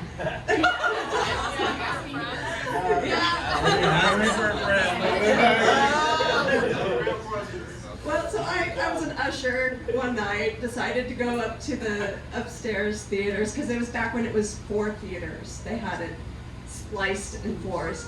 And so I was in the upstairs one, and I was doing a little tap dance up there all by myself, sweeping popcorn up. And somebody tapped me on the shoulder, and I looked around, and there was nobody in the theater with me. Yeah, so I quickly, I left. I left all the popcorn on the floor. I was done. Has that ever happened to you before? I had had some premonitions. I'd had some experiences like that, but never like a contact experience. Oh my God, that's terrifying. Yeah, and there had been stories that some lady had been wearing oil-based makeup back in the 1800s, and she got set on fire and died in the basement. So I do know that there's, and that was documented, so it's real, it's not just a story. Imagine what's undocumented. Yeah. Well, and then there was, Aliens are undocumented. yeah. Well, and then there was an usher that looked very much like one of our other ushers, and everybody kept saying he was there, and we're like, no, Leland's on vacation, he's not here tonight. So yeah, so there were some stories, but later on I had some more interesting experiences. I couldn't get pregnant for 5 years, and I'd heard if you go to a haunted hotel, your likelihood of getting pregnant was higher. So I thought, okay, sounds like a good, reason. Yeah.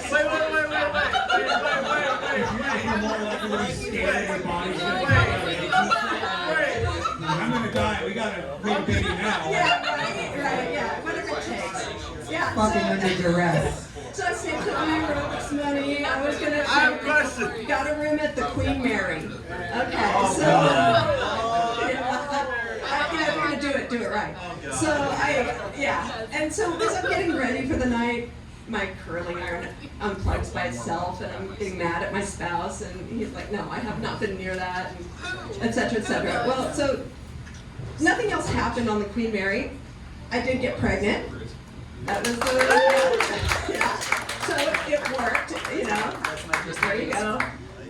But then my daughter liked all things British all her life, and she used to see things around the house and talk about the man that followed her around the pool and wouldn't let her get into the pool and all that kind of stuff.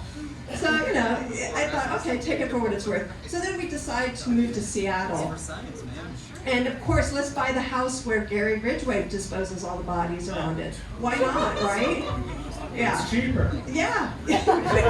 We had no idea, honestly, that that's what was going on at the time. And the real estate agent kept saying, now, there's no disclosures on this, right? I'm like, yeah, we get it. We're buying from Weyerhaeuser. No, really, that there's no disclosures. Okay, all right, got it. So, when the gal earlier mentioned the blood coming through the paint, made me think of that. I decided to paint the basement. And red? Yeah, it was white, I thought. And then as I'm painting the blue paint, these red speckles start coming and seeping through it. And I'm thinking, what's going on? The ceiling! Yeah, it was the ceiling. Yeah, that's exactly what it looked like, actually. Yeah, so, and it was all over the shades, and I thought, well, maybe somebody did the Dexter in this place, because, they kept saying no disclosures, right? But then it turned out, yes, Gary had, disposed of bodies around the house. My daughter wouldn't go to sleep. There were people standing around her bed, she said. I can't sleep, and so she got used to wearing a mask, so she wouldn't see the people standing around her bed. Yeah, she wore that mask until like 16 years of age. That's real shit. Yeah. Was one of them Bruce Willis? I wish. Right? How many of you guys would sleep with Bruce Willis? By a round of applause. Keep clapping if you're talking about modern day Bruce Willis. I have a question. So, We got a question. Yeah. when you were trying to conceive, did you go to like a fertility specialist first, or did you just go? You didn't go straight to just fucking in a haunted zone. No, we deserved that for like when all the fertility drugs didn't work, and we're like, okay, nothing's working. What have we got to lose? Yeah. So continuing on, I had weird dreams and people being gutted, all those fun things. Yeah, my ex is acting weird. He's just not himself. Okay, maybe it's the lack of vitamin D. We don't know.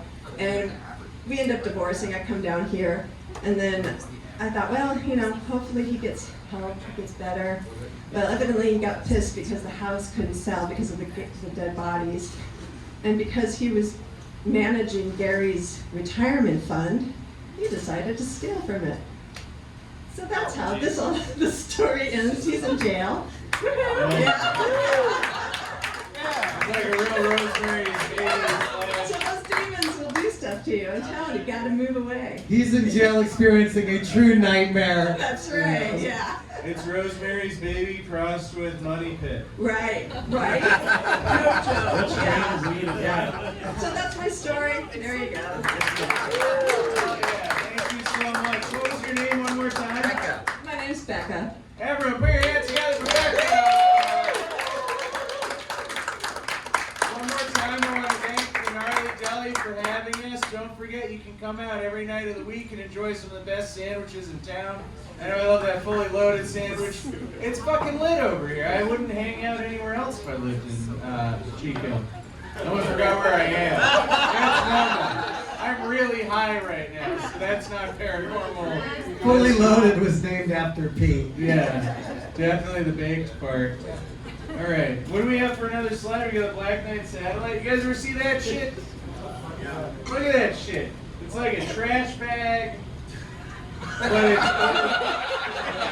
trash bag and a boot and a trash bag. What do you guys think it is? Shout it out. That's food. Did someone say a trapper keeper? Who even calls it a trapper keeper anymore? I mean, nobody. This is the Black Knight satellite. Can we get our next slide? 1899, Nikola Tesla heard something from deep space. A lot of astrologists, astronomers, whatever, they expected that it was X-rays coming from wherever, you know? But turns out it was, I don't know, Nikola Tesla was right about everything, you know? And that's my story, and I'm sticking to it. 1954, UFO researcher Donald Kehoe told newspapers that the United States Air Force had reported that 2 satellites orbiting Earth had been detected. At that time, no country had the technology to even launch a satellite. 1960. It went through the Plumas County time vortex.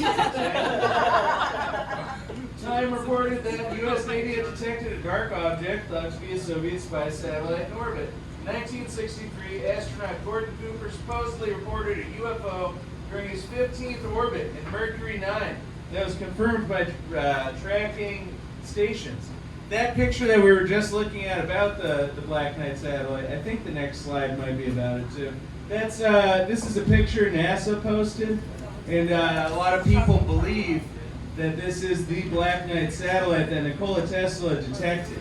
So that other picture was a zoomed-in photo. And basically, since before we could have satellites, you could still pick up satellite signals. And in a lot of other situations, we've been able to pick up NASA transmissions that have been redacted about structures on the moon, on the dark side of the moon, and the Black Knight satellite, UFOs, and all that sort of shit. This is one of the things that might have slipped through. And it's totally real. And don't question it. Just go along with it, right? That's what tonight's about. Are we keeping you awake, Annie? If we're questioning it, then you need more tinfoil on your hat because they're like trying to turn off your brain. That's how the aliens do it. Pete, where's your tinfoil? Are you immune? I have a metal plate in my head ever since the lobotomy. Yeah, the lobotomy. Pod people. Big round of applause for all of you for being here so far tonight. You're the best guys. If you like what you're seeing tonight, come every other night. Buy some sandwiches, get some beers, buy me a beer. You buy me some stuff, buy it now. Money me now, please. What's our next slide? What do we got? The Black Knight satellite. Oh, vampire! Ooh! Not just Twilight people. You guys ever? Do you guys think who would win? Who would win if you put like a chupacabra and a vampire and a suck off? You know? The vampire would win. Why? Because the vampire goes after people, or the chupacabra goes after animals, right? So the chupacabra's out of its element, innately. I mean, I think it would be harder to suck the blood out of an animal than a human. You can just deceive a human. That's what I'm saying. Sam, it's much easier to take down, like, say, you than a cow. Is anyone sucking in this audience right now while we're doing this? It's when you, or I mean, like, maybe not. You're witnessing one right now. Two things that suck a lot, suck at each other, and then one of them over vacuums the other one.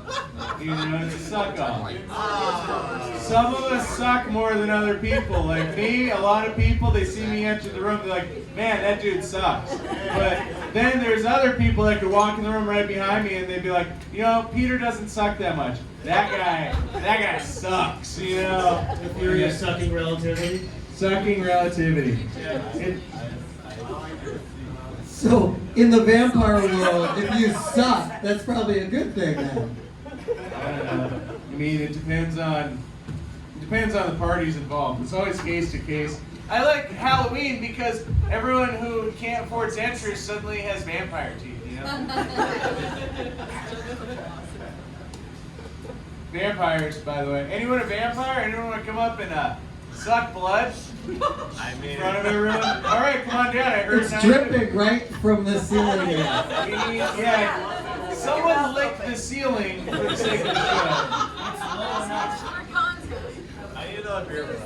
Don't forget to follow Paranormal Open Mic on Instagram at Paranormal Open Mic. And donate to my gas fund after the show. What's our next slide? We got. You guys can read that. What do I got? Vampire. Vampire. Do you want to read this, Jesse? In a British accent.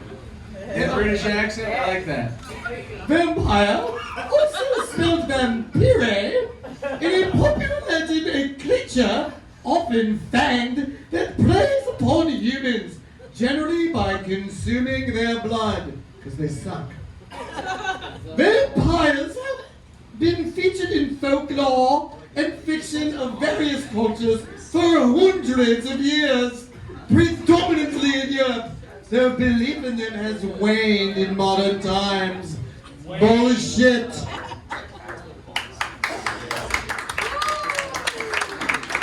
I feel like if I was a vampire, I would be like all helpful and bite the person's ankle and blow.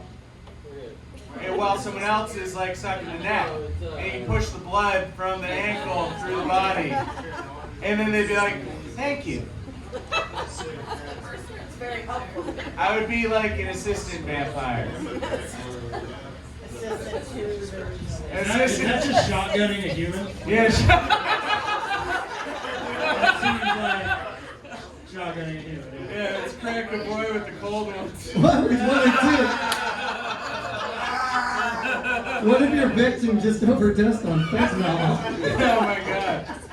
Because you're immortal if you're a vampire, so if you suck the blood out of someone, there's a ton of fentanyl in them, you're not gonna die. It's just a contact high. You're gonna have a good time. Is there such thing? There must be so many brain dead vampires, you know, where it's just like they overdid it. They're like, I'm immortal, yeah! And then they went and got way too drunk, fried all of their vampire cells, or their brain cells, their vampire brain cells in their vampire brain.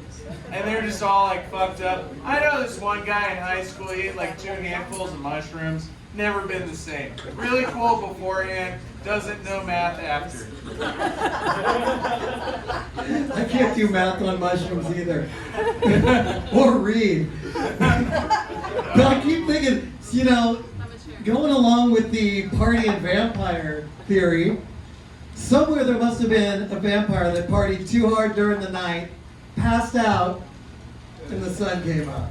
Oh shit. I can live forever. I can do anything with ample time, so I'm gonna get wasted right now, you know?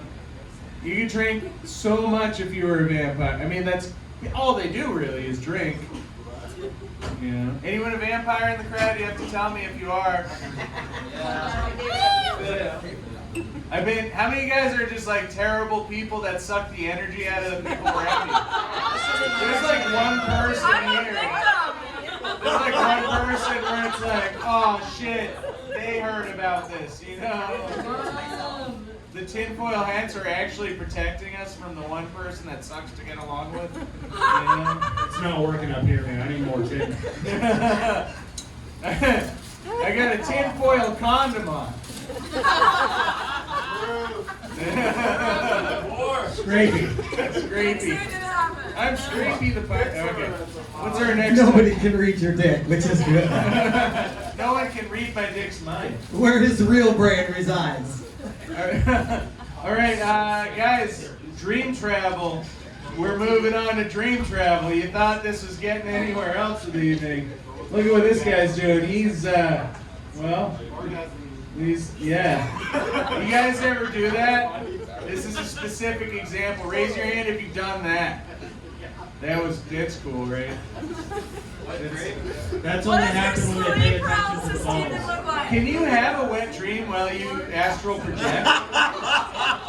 Where does it go? That's what I do when I wet dream. It's like dry when you get back.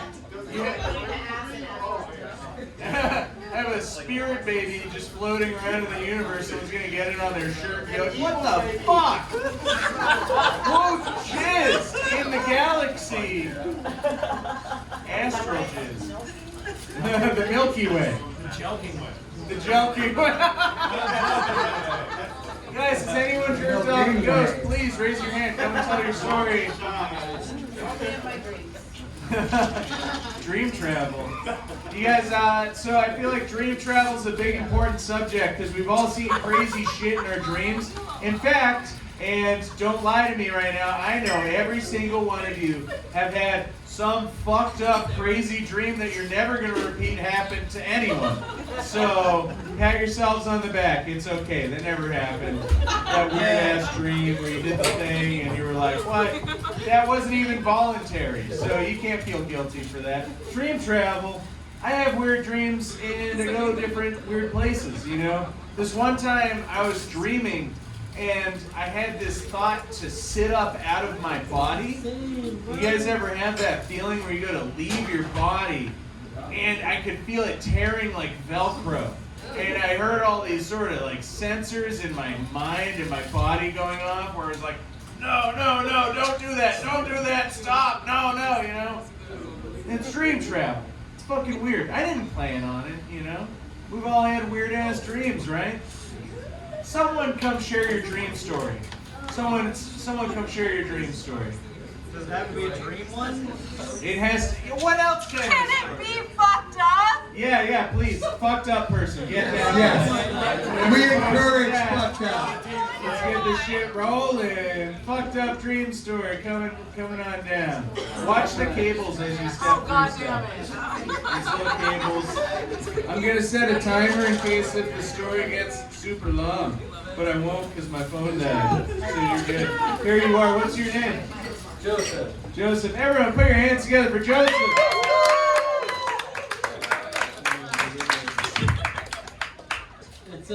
It's a disgusting story, and can I have a chair? Is that okay? Well, you need to sit down for your own story? Yeah, of course. That's fucking fucked up already. That's how horrible it is. As long as it's not horribly long. The normal amount of time. When I was a young boy, yeah, of course. Pull it away from this. No, okay, so. I have ants. Like, that was the whole thing that I have ants? Yeah. In your kitchen? Like insects. I have great ants. You have a relative that's an ant. Or they're large ants. Great ants. Like, you have an ant, but you also have a great ant. So she was elderly. Yeah. She was the queen. She was guess what? Like, your mom's aunt. You understand that? Yeah, they like die off before you get to meet them while they can. Well, that's what you said. But yeah. I mean, mine did. Well, but let's hear your story. I'd love to hear.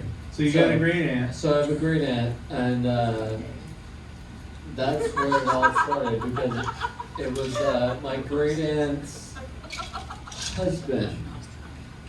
His name was Les, and this is where it all became a thing.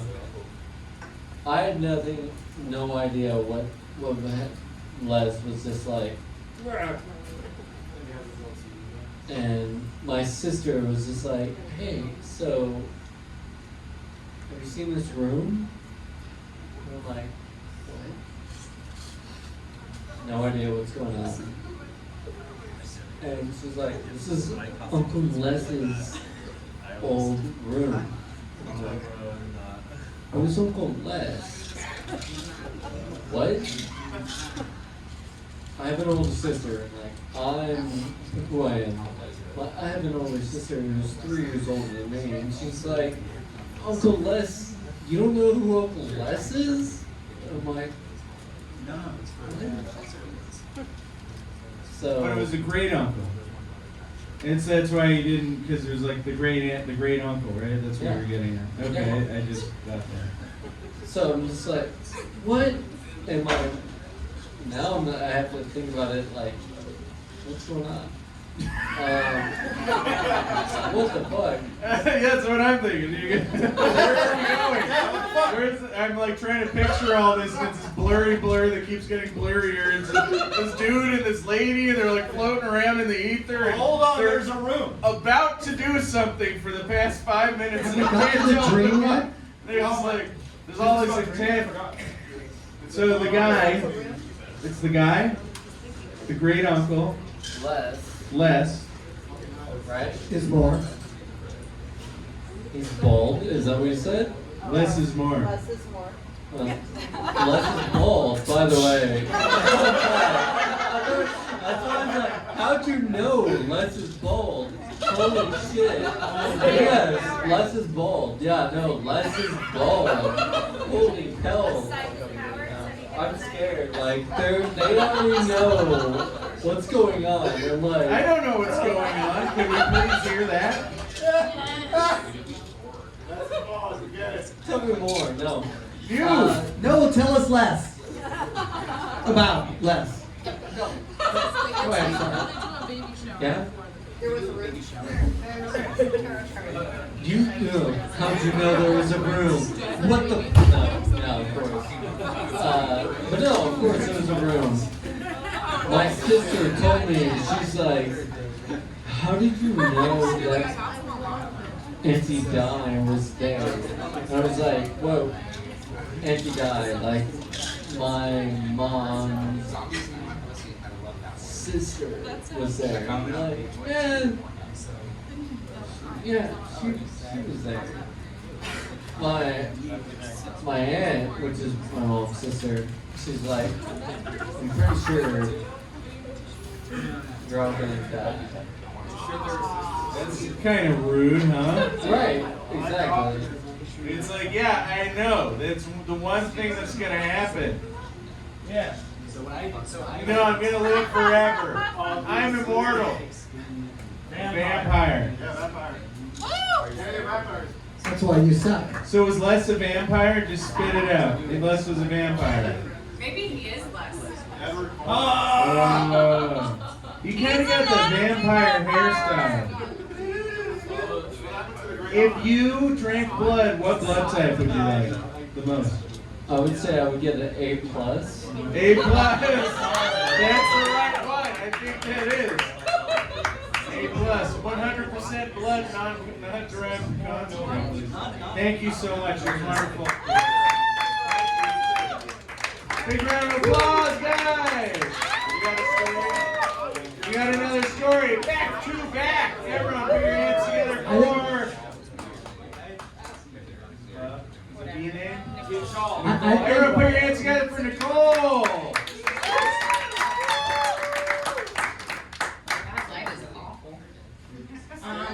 Yeah, I've been in the way of it. Anyway, not so much a story, just a couple of fun facts. I grew up in a house that was never finished on the outskirts of town, right off the creek. So like if this is my bedroom window, the creek was literally where that brick wall is. Like not up to code. Our pantry slash computer room was a old walk-in like butcher freezer where you could still see where the hooks all hung. It had like 12-inch walls, vaulting locked door, light switches on the outside. And I had older brothers that were dicks, so hey Nicole, go give me some top ramen. Okay. Ka-chunk. Lights off. Half the house wasn't finished, which would have been really nice because there were a shit ton of us. 9 people, one tiny ass bathroom. There was another bathroom in the part of the house that wasn't finished. Anyway, a lot of really scary shit happened there. I was scared all the fucking time. It's probably why I'm still fucked up right now. Whoa! My brother just recently told me the story about how he had reoccurring dreams when he was like about 12, that he was being abducted by aliens, and it happened 3 nights in a row. And on the third night, like the spaceship doors like caught him on his stomach, and then he woke up with stomach wounds. I don't believe in ghosts. I mean, I believe in aliens, but like, if ghosts are real, that fucking place is haunted. Like, people did not want to come over to our house. Like, legit, were freaked out of my house. So anyway, there was a Friday the 13th, like back in 2012, that happened in October, and me and my spooky friends decided we were gonna go break into it because we had moved out of there in like 2004, and it was just run down, and vines were growing in the place. Homeless people lived in there, it was spray painted. There was a hatch in the floor in my brother's room, which, because we were poor, also was the laundry room and where we kept the extra fridge. But there was a hatch I did not know about, and I had lived there for 12 years of my life. And we were drinking, and the sun had just gone down, again, Friday the 13th. And I was like, okay, Mama's got a buzz on right now. There's a spooky hatch I didn't know about. I gotta either sober up for this, or I gotta drink more Jameson. Well, yeah, it's quicker. That's just science. So anyway, my friend Stephanie Diddy, you guys, some of you probably know her. Yeah, she's all into the spooky stuff. She's like, oh, I'm fucking opening the hatch. And I was like, no, I need to take 3 more shots. I guess it was just a well, either that or she was just lying to me. But yeah, there's a spooky ass hatch just in the middle of my house. The whole time I was there. Yeah. Oh, no. Down the hatch. No, I told you, this was yeah, something went down the hatch, it wasn't me. We poured a bottle of Jameson in the basement of my house to get us drunk. Well, you've seen the sun patch, right? I have not, and I don't want to. That's why. Okay, I get it now. That makes sense. We'll get some Jameson down here after hours. You guys are all invited. I'm joking, you're not. No! Hey, we're gonna buy another drink right now during the story. Yeah. Yeah, you should buy drinks. Buy drinks. Tip your bartender. I hear she's hot and single. Oh, I was just gonna say, yeah, so I've had really bad luck with my family. I've lost 2 brothers, all my grandparents, my parents. My brother, another brother almost died last year. I almost died last year. We haven't had good luck, and I think it might stem from that fucking house. So, anyway. Sometimes they latch on to you, yeah. Like when that guy was in here talking about how he gave an exorcism, it's like, that's like actually a pretty serious issue. It's like tracking in dog shit. It's like, you could have something from this house. Yeah. And like... I could have ghost COVID. Yeah, exactly. It's like, you know, you got the ectoplasm congestion into the fatigue. How do you know it's my time of the month? Oh, believe me, the whole room knows. I'm kidding. Wow. Why? I'm supposed to. There we go. Yeah, the demon smell. Yeah, the demon's female, Pete. Watch out. Anyway, thanks for listening, guys. Thank you, Nicole. We really appreciate it. All right, guys, it goes down on the record that I did not mean what I said right there. Everyone remember that more than anything else this evening? Yeah. Who got the blood on the ceiling, if that's period blood, that's just crazy that it went that far. I'm just saying, logistically, it's quantum entanglements. You know? I want the night guy next time to really listen. Is she singing or is she swearing? I have a feeling. If I Stick had, around long enough and find out. if I had to die and like feel the pain of death, go into an afterlife, and then have a period for eternity, that's like twice as unfair as just getting a period in general. I mean, more than twice. I think we all know what Pete's hell is. Yeah. Would you have a baby? You know, I'm one of the guys that if I could get pregnant, I would. I would. It sounds like, I mean, for one, I have no idea what the fuck I'm talking about, so it's like right up there with all the other shit I talk about, which, if you haven't been paying attention, this is an event about made up shit, so... I just want to say for the record, Pete, if I could get you pregnant, I would. I bet, yeah. No, we knew that. He looks like the type of guy who has that empty void that needs filling.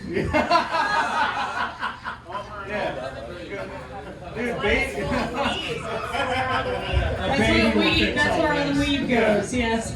You know, I've been stressed out lately, but maybe if I have a baby, that will fix everything. That always brings peace and calm into the life. Yeah. It's my Yeah. solution. So, I have all these tiny skulls here, baby ghosts.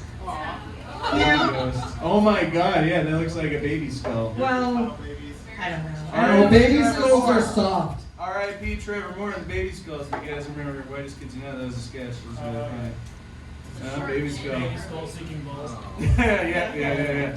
All right, so guys, let me by survey, by round of applause, would you guys say that this? All right, what should I end that with? I don't have an answer to that statement. Why'd you start it? I wanted something fun for people to pay attention to. This thing gets long. All right. We're gonna toss this like a bouquet out of like a wedding. Right? The person counts it dies. Gets an abortion. All right. I'm keeping it. What was our next slide? Sorry, Sam. We got something. All right, so guys, this is the Doctor Strange clip. It's really fun. This is, if you guys haven't tried DMT, this is what it's like to be on DMT. Is it free? Right now it is. Just picture this happening. Oh, right there, DMT's hit.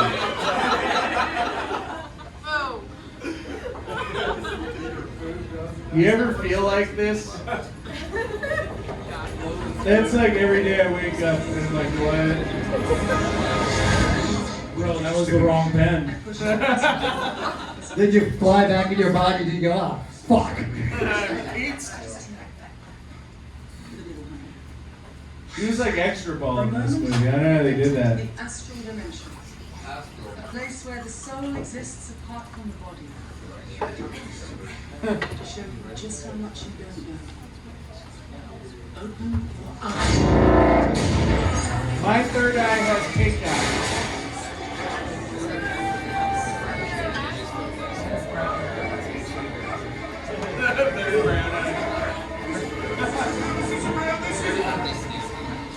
Totally happens on DMT.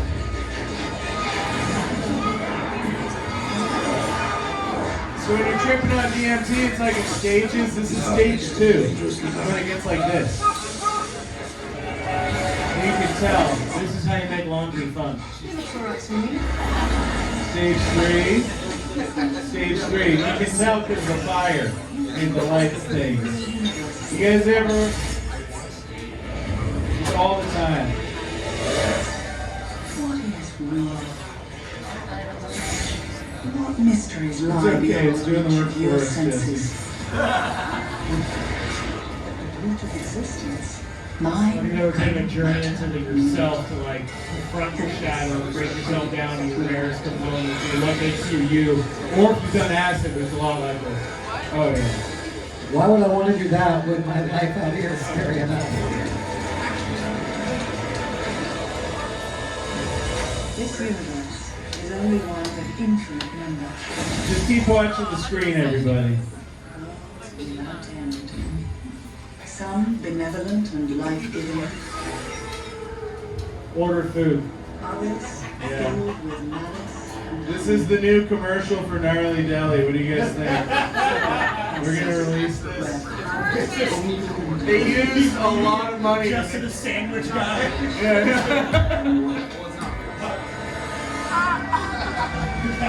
Stage 5. Transcendental sandwiches. It's really cool, guys. Next time you do mushrooms, don't forget to come and order the baked and loaded. And then you put the mushrooms in that, and then you leave and enjoy your mushrooms somewhere else. It's great. Baked and loaded is terrific. Yeah, I remember my first That doesn't happen at places with, wait, other way around. If you get fries, that'll happen to you. See, he's been eating too many fries. That's why his hands are shaking. Always make sure you have a TripAdvisor. Yeah. Make sure you don't eat too much fries. Thankfully, We Gnarly could Deli are click the space bar on our slide thing, I think. That's enough of the strange doctor. Does anyone have a story that they would like to share with us? We got one straight down the middle right here. Come on, Dad. We have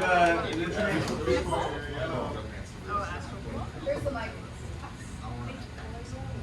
what's your name? My name's Sarah. Everyone, put your hands together for Sarah. So I have a story about the old college house that I used to live in on the corner of 7th and Ivy. I had a very old landlord. His name was Ed. He was a little bit weird. He's creepy. We would make jokes about him having bodies under the house or in the attic, whatever. It was just a little strange. The house was built in the 60s, I'm pretty sure. Very rundown. Gave it the landlord special. Windows would get stuck open or closed. No dishwasher, no microwave. It was a very weird house. I had a roommate who would constantly brag about having the same mental illnesses as Jeffrey Dahmer. And by the time I broke my lease, I saw that was very true. Oh, God. No. So one night we were in the living room. We just finished like a week-long drinking bender. And I was watching The Sopranos on the couch, and she asked me to give her a haircut. And the way our house was set up, it was like the living room. We had this weird archway hallway that led to my room, her room, and the bathroom. And she had this cat that was like a fucking demon cat. It would attack your face for no reason. I've had cats my whole life. Never seen a cat this evil. And so the cat would like run around the room and no one would really think anything of it. It would tweak out. But this specific night, I was about to get her a haircut and we set up a chair in the middle of the living room. And this cat was, it was running around. It was being all weird in the hallway, but I was just kind of like, this is like expected. This cat's probably about to fuck up my face in about 5 minutes. Gonna have to wear concealer for the next week. But I was giving her this haircut, and we noticed the cat was being weird in the hallway. Kind of thought nothing of it. Finished the haircut, and she's in the kitchen, which is right off the living room. She's making food, and I go back to sitting on the couch, and I'm just continuing to watch my show. And we had a mirror in the hallway underneath I had a giant bison skull that I hung up in the middle of the hallway. There was this body length mirror underneath it, which I had stuck this, it was like a crystal strand that was on a suction cup on the mirror. And the entire time I had lived there, it had been like 4 months at this point, this suction cup was stuck to the mirror, it had not moved. And it falls down, and the cat comes sprinting out of the hallway, and I was like, oh, that's weird. So I walk into the hallway, and I put it back up on the mirror. I'm like, okay, whatever. And I made sure it was stuck. Like, pulled on it a little bit, it wasn't moving. I'm sitting back on the couch, continuing to watch my show. She's still in the kitchen. And it falls down again, this time harder. And I'm like, okay, that's weird. I'm probably just, like, stupid. Didn't stick it all the way. Go to put it up again, sit down on the couch, and the light in the hallway was turned off. But I hear this weird noise, and I walk into the hallway, and I flip the switch on, and there is a Chinese throwing knife stuck into the middle of the floor in our hallway. No one was in the hallway. The cat had gone out of the hallway. Roommate was still in the kitchen, and I was sitting on the couch. And I just stare at this thing, and I'm like, what the fuck? I have videos of it. This happened, and it was the weirdest thing that happened while I was living in that house. and it wasn't just like it had fallen from anywhere, because it was just the mirror right above where it had fallen. There was no shelves. The knife was not there. And it was so stuck into the floor that it took me like 2 big pulls to get it out of the floor. So, yeah, there was just a knife stuck into the floor, and I called her in, and I was like, I don't see how you could have thrown it onto the floor from the living room, because that would have been pretty funny. But no, it didn't happen, and there was just a knife stuck in our floor. And in my room was the one with the attic access. I did hear weird noises up there all the time. So now I'm thinking the joke about the landlord having bodies underneath the house was not a joke at all. He was weird, really fucking weird. So you moved out? Yes, I did move out. Yeah, yeah. Do you think that Ed was a ninja? I don't know. You would say something to him, and it'd take him like 40 seconds to process it with his mouth open. So I don't think that he had the capacity to even move that fast. An old ninja. Maybe that's very possible. A very slow ninja. It could have been the cat. Who knows? Well, that's I'm thinking. I'm thinking it's the demon pussy. Maybe. Who knows? Because everyone knows the most dangerous type of pussy is demon pussy. That is very And it true. will stab you. But we still love it. If it's possessed. Yes. Yeah. They'll knife your ass. Thank you so In the much, back. Sarah. Put your hands together, Sarah, everybody. I really hope I got her name right. Guys, it's crazy, all the learning we're doing. It's like school again, right? It's so crazy. You know so much more. You can share it with your friends, you know. You can, you're shaking your head. You're like, I am dumber now. I have lost space that was otherwise utilized better. I forgot long division, you know. Friends trivia. You what? Friends. Your friends trivia needs to be deleted, whether it's in your brain, your hard drive, your car. Let's just burn all documentation of friends everything for you. Guys, don't forget, this is the time to buy another round for you and everyone in your group. We got some cool slides going on. Isn't that a fun little push? Hey, if you guys don't need another drink, I do. Buy me one. There's some really cool. I want to try some of this fucking cider again that they have. Could someone please That's what buy I'm me? talking about. Yeah, the Apple guy's into it. Of course. Fucking. Get rid of the ladies. I feel like you're like Steve Jobs' brother, Beef Jobs, you know? Which happens to be the name of your sex move, too. He's Steve Got No Jobs. Steve Got No Jobs. Apple farmer. And you like them apples. No, seriously, I'm curious. I would like to have a view. I love apples because, you know, on the inside they have this core, just like all of us. And they're sweet and they have skin on the outside. We're all apples when you think about it. Apples. Amber's just like, please never do this material again. You're like shaking, involuntarily shaking your head. You're like, oh god. All right, class. All right, calm down. We're going over out-of-body experiences versus astral projection. And astral projection usually involves an intentional effort to send your consciousness from your body. It usually Like an explosive fart. Oh, yeah. It's an astral projection, isn't it? That's an asshole projection. It usually refers to your consciousness traveling out of your body towards a spiritual plane or dimension. An out-of-body experience, on the other hand, is usually unplanned. Most of mine, yeah, that fits. And rather than traveling, your consciousness is said to simply float or hover above your physical body. Out-of-body experiences, or at least the sensations of them, are largely recognized within the medical community and have been the subject of many studies. Astral projection, however, is considered to be a spiritual practice, just like someone buying me that bourbon barrel cider I just said that no one bought me. One of you buy it right now. Give me money. Give me money now. Can we get our next slide, please? Ghost train!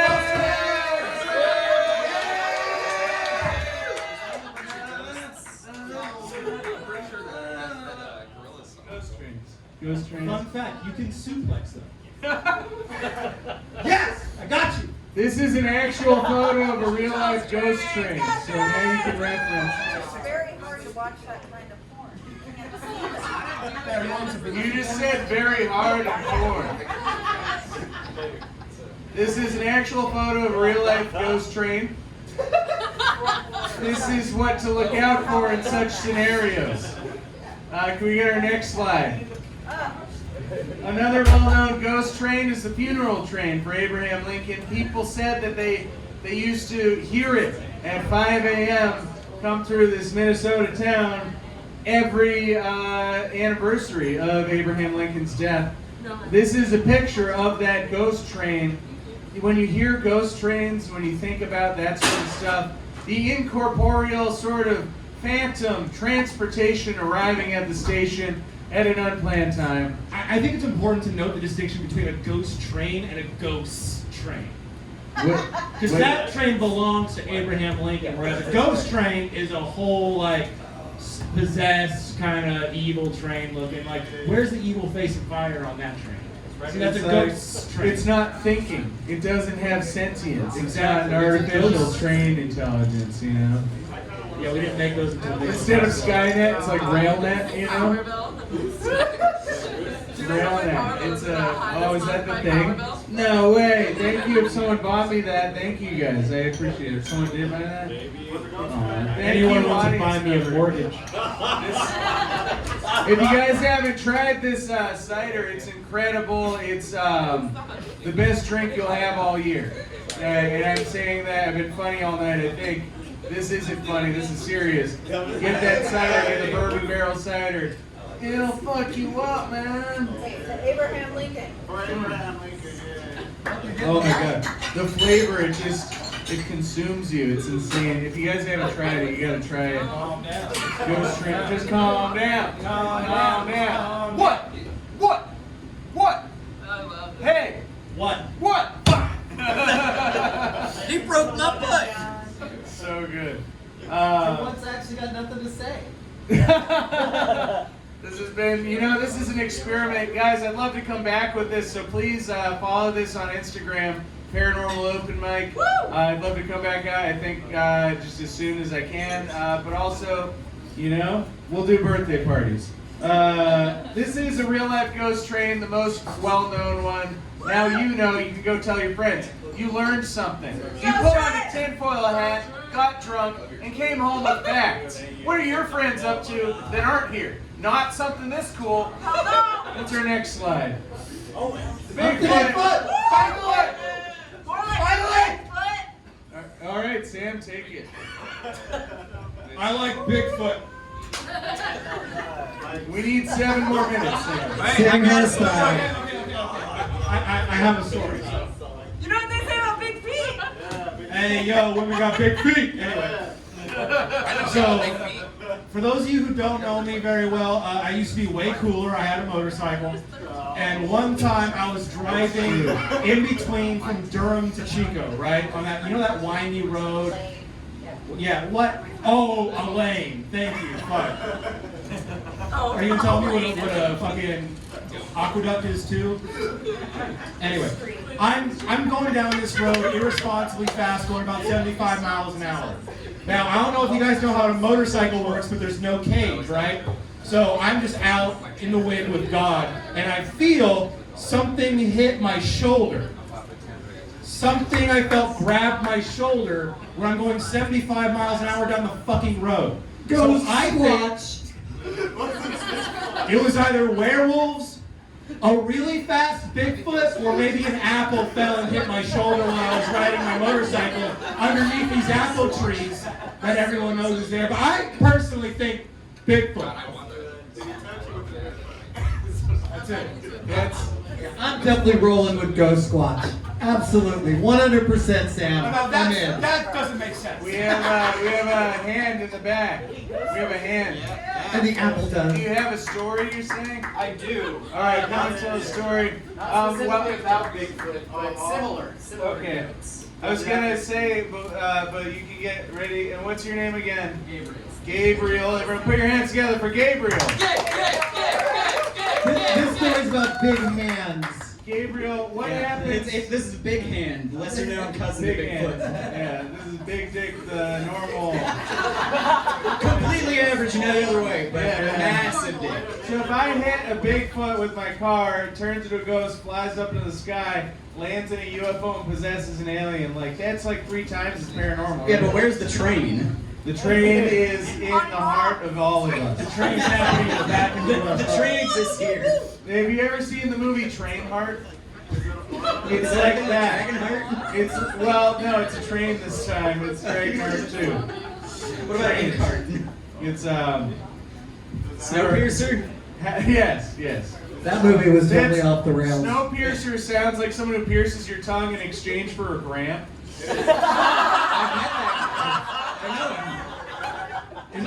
The Snowpiercer sounds like somebody who has a fetish for Eskimo people. He's just an Iceman like wannabe. You just call them people, Sam. Those ones. Anybody know about the Goat Man? Yeah. Well-known folklore, fae mythology. I'm extremely Irish. My grandfather emigrated here from Ireland. Pretty sure he's part of the IRA. That's a different story. Anyways, I was raised to respect the fae very much. When I was younger, we would leave out, like the little pieces of bread and cream for the fairies, just to make sure we didn't piss them off. The Goat Man is one of these folklorish fae creatures who is out in the steppes and like generally low hills and rocky areas of the wilderness. And I've run across him twice now, pretty sure. So first time actually happened in a place called Tone's Gorge, a little ways out of Black Butte Lake. It's a beautiful camp.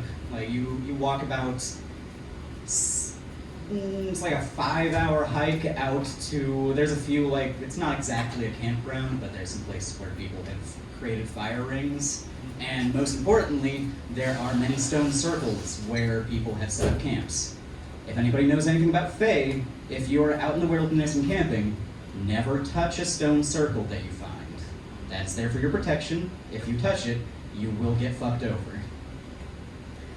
So we went out and camped here. The sun was starting to go down. Again, this is about 5, maybe 6-hour hike in to the place. Not an incredibly difficult hike, but not easy either. And we were getting camp set up. We had a fire going. And we had a couple dogs with us, because dogs are good to keep away larger predators when you're out backpacking. They smell a dog, they're like, oh, there's a wolf there, we don't want to fight that, so they generally stay away from it. But they're also good to warn you about any dangers that are happening. So it was just turning dark, we had a campfire going, and everything's calm, everything's chill, and out of fucking nowhere, on the opposite side of where you would normally come in following the trail to get into this camp area that's been pre-established, a man just bursts out of the fucking clearing. Like, there's shrubbery, he just bursts into the clearing. Now, one of the things about Goatman is he'll often appear as a hiker or somebody who's very anachronistic. And the guy that showed up had a very short cropped beard, big floppy hat, and everything he was wearing couldn't have been from more than like the early 80s, maybe late 70s. Had nothing except some flip-flops, a very tiny, tiny little backpack that didn't look like it could hold anything, and a t-shirt and some jean shorts. This guy appeared out of nowhere. We did not hear him coming until he burst through the clearing just outside of our stone circle. As soon as he appears, the dogs start barking and freaking the fuck out. They are It's terrified. the Goatman. I think it was the Goatman. So, is the Goatman horny? Well, he was wearing a floppy hat, so I could not see any horns there. But Floppy he was hat. Probably very horny. I'm not gonna lie, this just sounds like every deadhead I've ever met. It does, but it is nighttime, so the guy shows up and the dogs are freaking out. We calm them down. He's standing just outside of the stone circle, and we're like, hey, how's it going, bud? This dude is not prepared for a backpacking trip at all. And he was like, oh yeah, I just came out here because I heard there was like some waterfall or something. And we're like, Yeah, there is. It's if you just go like this way, pointing back on the other side of our campsite. It's like, yeah, there's a waterfall over there. It's pretty chill. It's nice. Do you want to like go check it out? Do you want to come sit by the fire, have some food? Didn't look like he was carrying anything, so we're like, do you want to just like chill out for a second? And he was like, he kind of stepped forward, took a look at the dogs, took a look at the stone circle around our campsite, and was like, no, I think I'm just gonna head back now. And the dude just fucking walked back into the bushes. It is dark now. It's a 6-mile uphill hike to get out of this place. This dude's wearing flip-flops and jean shorts with nothing on him, no water bottle, no nothing. He came here to see the waterfall that is the opposite direction of us. And he's like, no, I'm just gonna leave now that he saw the dogs and the stone circle. And he just fucking dipped. We heard him rustle for about 3 seconds in the wilderness, and then dead fucking silence. You're probably responsible for this poor defenseless man. You let him go. We tried. We offered this guy to come sit with us, have some drinks. Could have been the time vortex. Were you in Plumas County? No, it wasn't Plumas County. Whatever time this was, at this time right now, he is a corpse in the woods because of your Another side of the Yuba City The Five. second... Oh, Annie, yes? Yeah? I know you said this is your inso's more Irish versus Greek, but did he sound at all like Indian? He did not, I'm afraid. He was also much taller than Did he talk like this? He did not sound like a goat, which, you know, does put that pokes a hole in my theory. Maybe he would have ate something if you offered him some grass. We didn't have that. I mean, goats will eat fucking anything. I raised goats. Fuck, I could have offered him a tin can. It would've been Also, fine. was it only guys camping? No. Okay, because I was like, there's no way the women in your group would have been like, yeah, invite this strange man into the fucking camp. Well, this dude had fucking nothing. I know, Like, but he that's was... all I could think of the whole time. Just like, no I mean, fucking way. there were a couple women and there were a bunch of guys and there were dogs. We were safe where we were.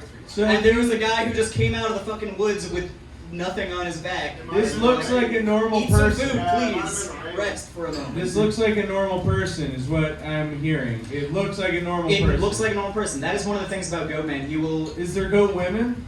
Well, the Goatman is a singular entity.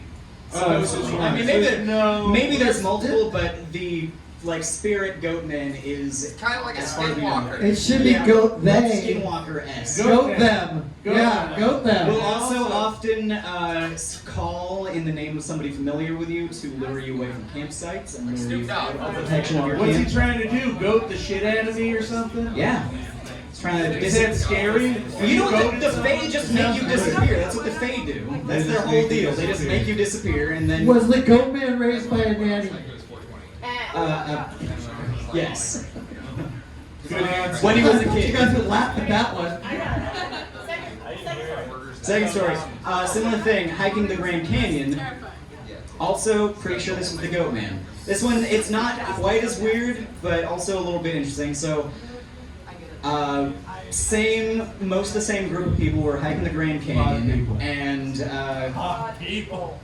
hot people. No, we were walking the Grand Canyon. We were getting to the point where it's a black rock crevice where you cannot pass through it at certain times of the day, otherwise you will get roasted alive because of the That's sun my fetish. reflecting. Yeah, it's very hot, literally. But we were walking. I was at the back of the back of the group. There's a rock wall on either side of us, a very long distance behind us that you can see back. And as we're walking, we get to a small bridge, and as I put my little walking stick on there, I realize, oh shit, I lost the little plastic cap that goes on it so that it doesn't dig in the ground. It's like, ah, fuck. So I'm like, oh, hold on, guys. I need to go grab, look for my little plastic piece. Hopefully it's not too far back. As soon as I turn around, there is a dude in a floppy hat and flip-flops and a little tiny backpack and a short t-shirt and jean shorts with a short-cropped beard, literally 2 feet behind me, holding my little end cap to my walking stick, and he's like, hey, is this what you're looking for? And I was like, yeah. yeah, that is, thank you. And he's like, here you go. And then he hands it to me, and we all like look at him. He fucking speeds off down the track. At the end of this hike, there's like a little campground at the bottom of the Grand Canyon. He's not there. He went way. No, we go down there. Like he books it off. Straight through. He goes down, and we get there, and we're like, there's some greeters at the little campground, and we're talking to them, and we ask, hey, did you see a guy like matching this description? And she's like, nah, I haven't seen anybody like that recently. And we're like, oh, cool, because we're pretty sure it was the Goat Man. And her face fucking turns to stone. And she's like, cool. And then just starts helping the next person and talking to a random other person. She was not having any Goat Man talk in her vicinity. Was she scared of the Goat Man or scared of you talking about a Goat Man? I don't know, but she didn't see that guy and she was scared of something. Now he sped up the trail like a mountain goat man? Yeah, as long as it's a goat man would be a mountain goat man probably. He lives in like the rocky It could be a whole other areas. species. It could be. It could be a different species of goat man. Yeah. It could be a screaming goat man. Could be. I always thought the Goat Man was Tom Brady.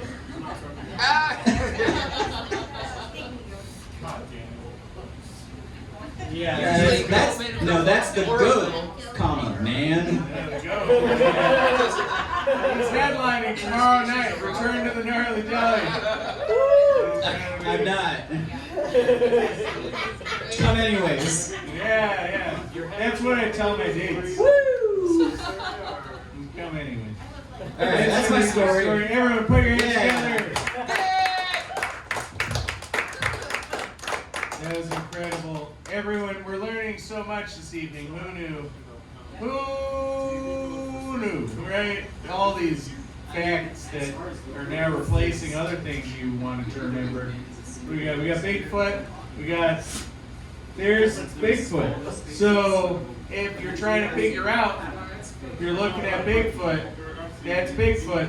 We actually had Rowdy Kelly with the Bluff Creek Project on one of our shows out in Eureka, and what they did is they took this footage and they went out there and found the exact spot in Bluff Creek where this was filmed, and they have the exact location that this footage was taken at. It's actually pretty remarkable. They were able to find an endangered species that they thought was extinct when they did that. So in their search for Bigfoot, they got funding to find Bigfoot and actually protected species in Bluff Creek. Okay, you know why all the Bigfoot shows are always on, right? Because they never find Bigfoot. Yeah. That's why there's always shows about Bigfoot. Even just look like that, they're like, oh, well, we will find the spot. Just look for one of those. Just look for the way this looked in California in a drought like fucking 50 years later. When was this taken? 67. So yeah. What? When did they recreate it? They found this. Yeah. They call the show Finding Bigfoot, and then they don't find Bigfoot. They never find Bigfoot because then the show would be over. They would call it Found Bigfoot. It would, Yeah. They're finding it. And then it would be like dissecting Bigfoot, or like it'll be like capturing Bigfoot, like You're they'll implying be like Bigfoot. finding Bigfoot, then they find it. Seducing Bigfoot. It's the ultimate bait and switch is what it is. Seducing Bigfoot. You know what they say about big feet? Big feet, big hands, big disappointment. Breeding Bigfoot. Lying to Bigfoot about where I am and trying to come up with a reason for why I wasn't there later when I come home and Bigfoot's all like, hey, you didn't text me all night, I was so worried. I'm like, Bigfoot, it's fine, don't worry about it. It's like, I need answers now. It's like, can we talk about this in the morning, Bigfoot? Bachelor Bigfoot. Gaslighting Bigfoot. Gaslighting Ghosting Bigfoot. Ghosting Bigfoot. Catfish Bigfoot. Has anybody here been catfished by a Bigfoot? Do you think he's catching catfish right now? I heard it's a female in this video. This is supposed to be a female. She. Hey. Bigfoot runway. Sorry. Okay. Bigfoot Bachelor. Bigfoot Bachelor Island.com. Bigfoot and Freight. Real Housewives of Bigfoot. Real Bigfoot wives. Beat Bobby Bigfoot. Anyway, I do know. I don't mean to interrupt, but I do know of like one more story in the house. Please, yeah. Can I please bring up to the stage real quick before the show ends, Mr. Mike Justice. Mike Justice. Hey guys. Hi. I'm Mike, as Eve just fucking said. Hi. No, you're not. Open mic. He's a pod person. I'm a pod people. Thank you. Sorry. So when I was like 6 or so, I used to live in Humboldt County, and we had this like old ass like 200-year-old house, and I used to have like this imaginary friend, you know, classic. And like, you know, she was like, I don't know, not real, but anyway. I don't know, I was like, used to show her cereal boxes and like toy trucks, because I was fucking 6. Imaginary friend or imaginary friend? Imaginary friend, she was too old for me. Yeah, so like, we're just, we were hanging out one day, and like, I like was coming to the other room screaming because I was like, Mom, call the police. Because like she got in an accident in like one of my toy trucks or some shit, which that seems unlikely. But this is all hearsay. I'm hearing this from my mom too. I don't remember this bitch. But anyway, so my dad used to have these weird dreams, you know, dreams about this lady. And I guess we described the same person. So, like, my dad was sleeping with a ghost in his dreams.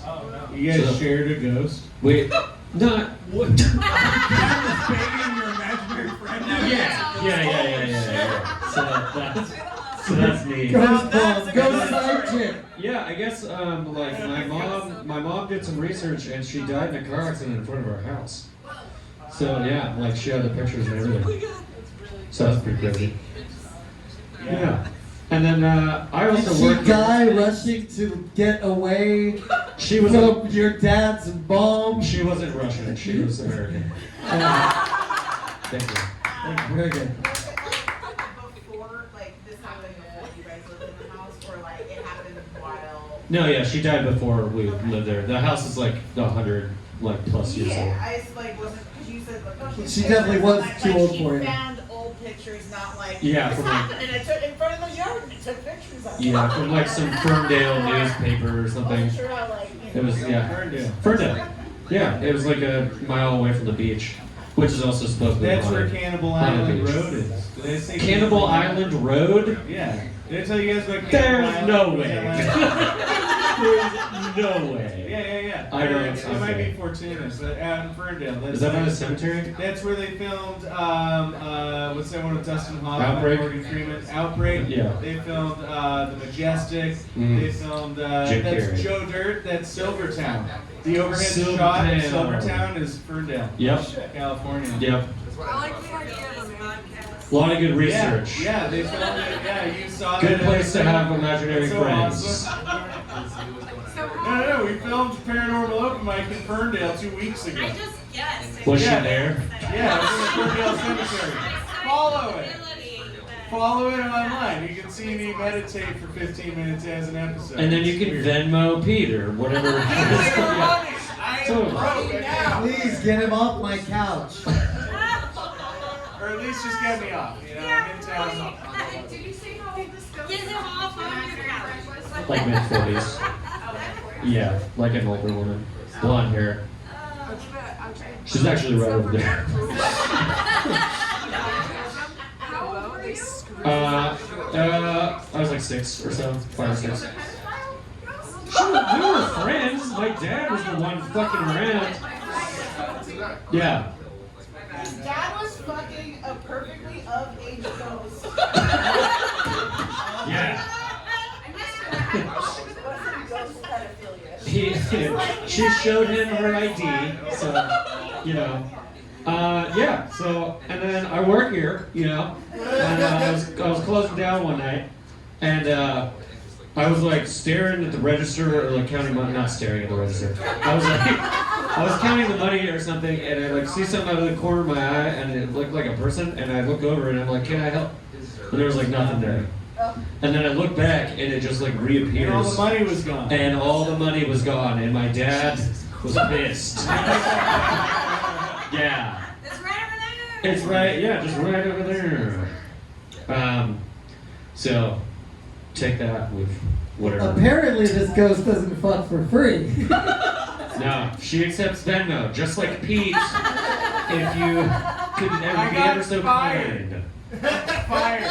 I'm unemployed and homeless, and for some reason you're still doing this. So someone just let me suck your capitalist dick. You know? Somebody get this guy a regular pair of glasses. These I can see ghosts through.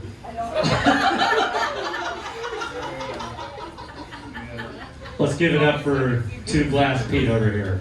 Yeah. All right. 4 Glass Pete. 2 glasses. We all gonna do a big dance party after this. I'm feeling it right now. Dance party at the Mike's Gnarly. house. Dance party at For my a second, I thought you were all 200 gonna square invite foot him over to my apartment. house. You guys can all come over to my 200 square foot apartment. We have to be kind of quiet though. Okay. That's 104. Quiet party. A quiet party. Actually, fuck it, you guys. Let's break out the Ouija board. I got a Ouija board We come on over. We're gonna have a bonfire and a seance and do a fucking witch dance in my backyard. Let's go. I can't. I'm busy. This fucking guy. Anyway, that's my stories. Thank you guys.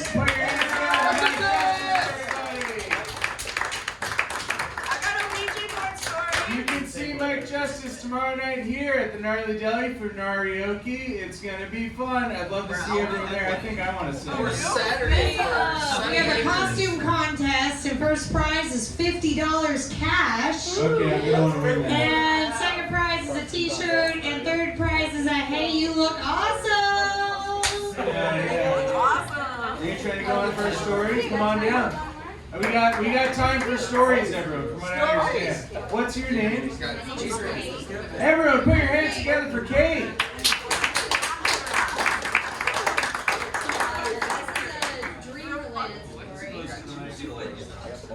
This is a dream-related story. I hadn't finished my beer, so I wasn't ready to come up and tell it yet. I guess it's twofold. It starts with an insane asylum. When I was a kid, I was friends with another kid who lived in a disused insane asylum. None of us believed her until she showed us the house, and it was window, light socket, window, light socket.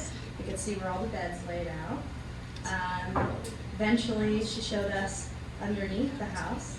There was a hutch. Someone else's story reminded me of that. You lifted it up, went down a small set of stairs, and there was a grave in the bottom. Her very sweet older sister who got kicked out of the school for throwing scissors at my older brother took us down there, so she'd hold our hands the whole way and bring us up at the end. Instead, locked us down there, turned off the lights, and let us hang out with that little grave for a little while. That happened about 10 years before my dream incident. My friend later didn't believe me about that house, so I drove her by to show her the place, and she was like, okay, yeah, that was definitely an insane asylum. You were there, and that was the place. Later that night at her house, we were having like a fun pillow fight situation. Actually, Did anyone film it? I was lying. It's not a pillow fight. We were watching Battlestar Galactica and studying for AP. So hard. A little sooner than she did. We were about 16, and I was very tired. Went to bed. She came up after me, and as she was going to bed, I thought that she was standing at the foot of my bed, and asked her, "Amy, what are you doing?" And she said, "What?" And I said, "Amy, what are you doing?" And she turned on her light, and I realized that she was actually across the room, not at the foot of my bed. I look at the foot of my bed, and there is a dark figure that grew over the ceiling, standing above me. Those feed on your fear. Yeah. Oh, Yeah, it was a whole apparition. Get a big full belly out of that one. So turn to her and say, "It's nothing. It's nothing. I'm definitely hallucinating right now." Went back to sleep. My friends say that I'm tapped into collective unconsciousness. My doctor says that I have a sleep disorder. Tomato, tomato. Which does not cause hallucinations, by the way. Tomato, tomato. One or the other. Could be either or. But yeah, so that night was the first night I had a sleep hallucination after driving back past that insane asylum for the first time in years. And my sleep hallucinations have never gone away. Been with me that entire time. So maybe I gotta go back and drop it off at that insane asylum again. You saw the figure that was the light went on? Well, I knew it was there, but then once the light turned on, I could see it. I could see the full figure. Ooh. Yeah. The full figure. Ever seen the Babadook? Oh, I love the Babadook. That's my favorite movie. They knew, whoever wrote that scene knew what they were talking about with sleep hallucinations. Because that's exactly what it looks like. Dude, that's so sketchy. Yeah, but you know, probably push me back in the house. Why can't you be? Yeah, exactly that. Exactly that. Have you tried driving back by it in case it reverses? I would love to try that. I gotta go back and find out. Drive backwards by it, you know? Yeah. I'll do it. Sometimes the sleep hallucinations are helpful though. Once I woke up, there were people in my house. I could see just figures filling my house. How rude. I know. Just totally invasive. Finger. Oh, that's a ghost. They told me not to go out into my living room. I found out later if I had gone out into my living room, I would have seen my situationship fucking another girl on my couch. Isn't that nice when they do that? They were very helpful. They helped me not see that. Yeah. So, yeah, the ghosts are very much there for you, if you let them be. Yes, absolutely. Thank you so much for your story. Let's crank through the slides, Amber. I think let's crank through the slides. We have someone who wants to come up and tell their story. Come on down. We got another Fozzie Bear. This is real life. Hi there. What's your name? Yo, I'm Adrian. Hi, Adrian. It's nice to meet you. Adrian. What's your story? I just want to ask a couple ladies, like, if they want my Snapchat tonight. Hell yeah. Line up. You know what I am? I'm in a costume. What am I? Yo, I'm different. You're built different. I'm a fuckboy. You look like if Jazzy Stripe was a person. That's like the cup print you saw in all the cups in the 90s. Yeah. Okay, so when I was like in high school, me and my friends played Ouija board with his older brother, and we had they lived in an old house, and we had this one experience where the scared kid played with me, and I'm like, I'm not moving it. I want to see if there's a fucking ghost, but you have to. I wouldn't do it alone. I'm a little too scared to do that, but you have to have both hands on the little thing.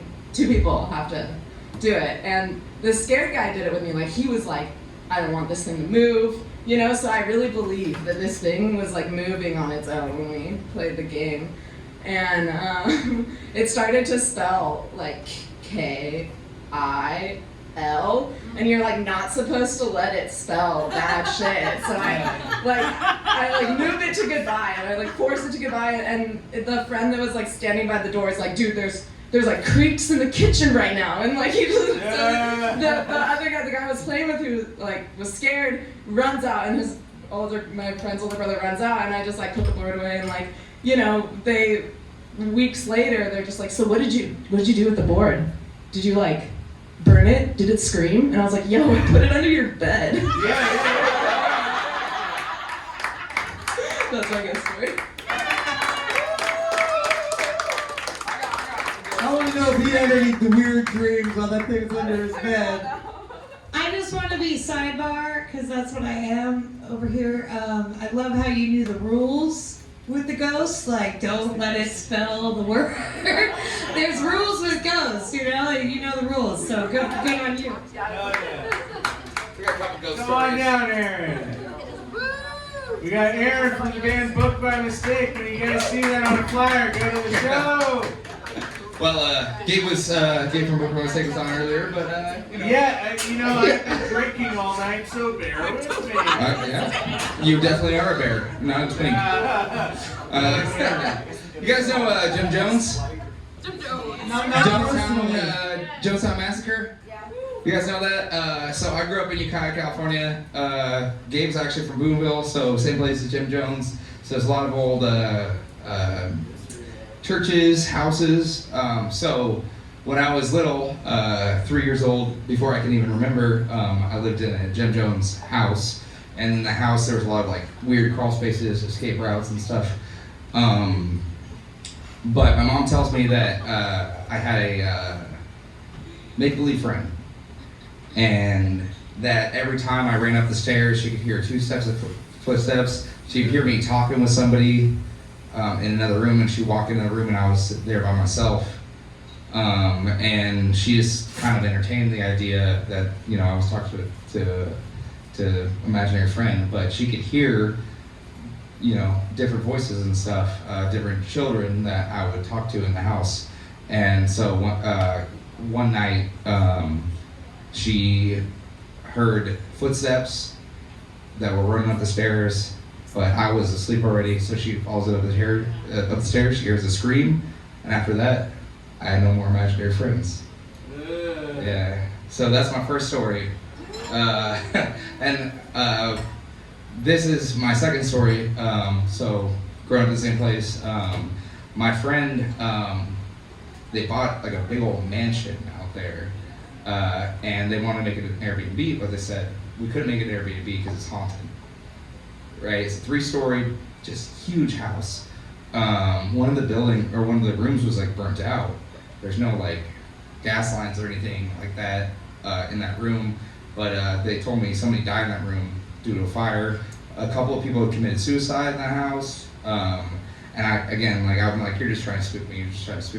So we're shooting this movie in high school. It's called Crab People from Planet Gamma. And I'm playing like this like general guy that's like, we're trying to kill these crab people. And they leave me up in the attic for one of the scenes. And I just think they're trying to spook me and like, just get in my head about like this place being haunted. But I'm just sitting there by myself, and I'm in a crab people costume, sitting at like the entrance to this room, and I swear, I just see this apparition. And it's like as dusk is happening, it's like getting a little darker. I see an apparition cross the room, go to the ledge, and jump off. And I was like freaked the fuck out. So I just run downstairs. I'm like, this is what I saw. And they're like, oh yeah, that happens every now and then. Somebody jumped off this ledge like 30, 40 years ago. And every now and then we see that shadow do the same thing every couple months or so. Just the same thing, never changes. Never changes. So it's the shadow goes across the attic, goes to the ledge, the balcony, jumps off, and that's it. They had not told me that before that. I was just up there, just like digging around in my crab people costume. And dust was setting. We got like, what are you gonna do? And so I saw it. I freaked the fuck out. Ran down 2 stories. I'm like, yo, I just saw this shit. And they're like, we didn't even tell you about this. This is what happens. Yeah. So it's crazy that we have the same story, and that's the big thing about the paranormal night is people have the same experience and they don't know about it until they come to this. Exactly. And then they're like, oh my god, I thought I was the only one. And it's like across the board what happens to people. Which it happens to everybody. So I just want to say, you have your alien aluminum foil on your head to protect your mind. You also have to protect yourself from ghost aids. So if you look down. Don't get ghost aids. Thank you. That was my time tonight. Everyone, thank you. Aaron, thank you so much. Don't forget to check out his band Booked by Mistake. I have to say, he is in a band. And that protection's not only for ghost aids, it's also for band-aids. Band-aids. Band-aids. Is that Banshee AIDS? Nicole, if the kitchen is still open, is it right now? It's probably closed, isn't it? It's closed. Alright, I'm new here. I never got my burger. You never ordered it from me.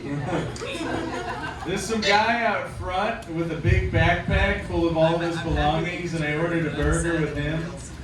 He said he was gonna get me one. He wandered off. I thought he was going to get the burger. Maybe he was a ghost. He looked like Mike Justice if you put him through a microwave. Microwave Justice. Guys, how are we all feeling tonight? This has been fun, guys. Hell yeah! Let's cheer twice as hard. Big claps. Big claps all join here. This is a thing. This is Paranormal Open Mic. Keep your eyes out. Make sure to follow Gnarly Deli on Instagram, on social media. GnarlyDeli.com. They have all their stuff right there for you to check out. You can buy your tickets ahead of time. Don't forget, tomorrow night we got karaoke going on over here. I had a song that I wanted to do. It is Spooky. Yeah, Gnarly Spooky. I think. I'm gonna sing some really weird shit. I got some ideas. They're not necessarily for everyone, but I'm gonna do them. I'm gonna just go ahead and just make the call. We're gonna call it tonight for Paranormal Open Mic. Everyone, thank you for coming out. Thank you, everyone.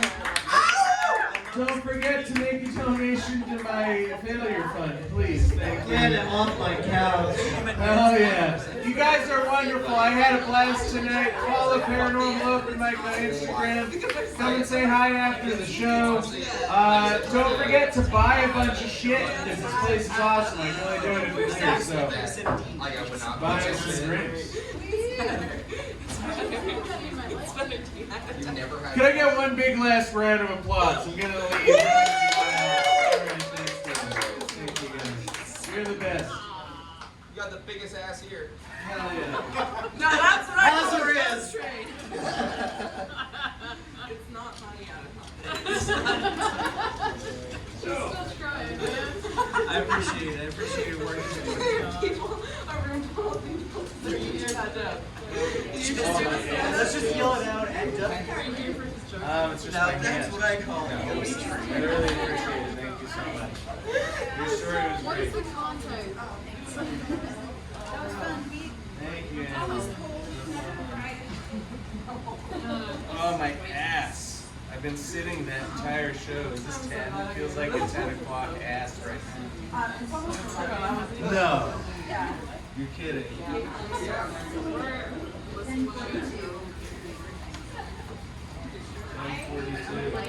So it's a 3-hour show? No, it's a 2-hour, 40-minute show.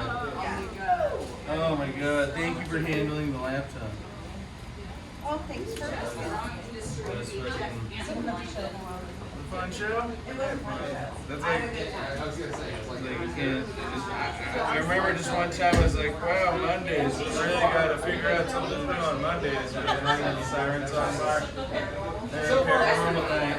And then people like it. They want to see it. They want to hear it.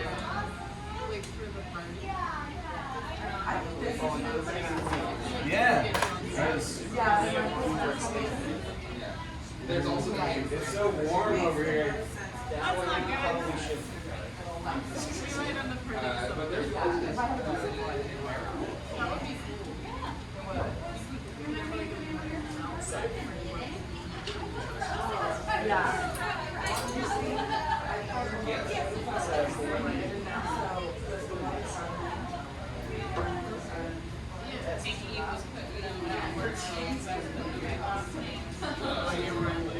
No one knows where I live. No one's DM'd me for it.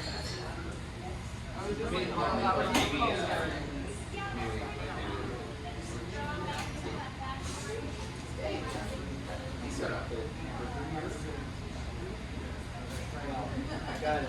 It's the game.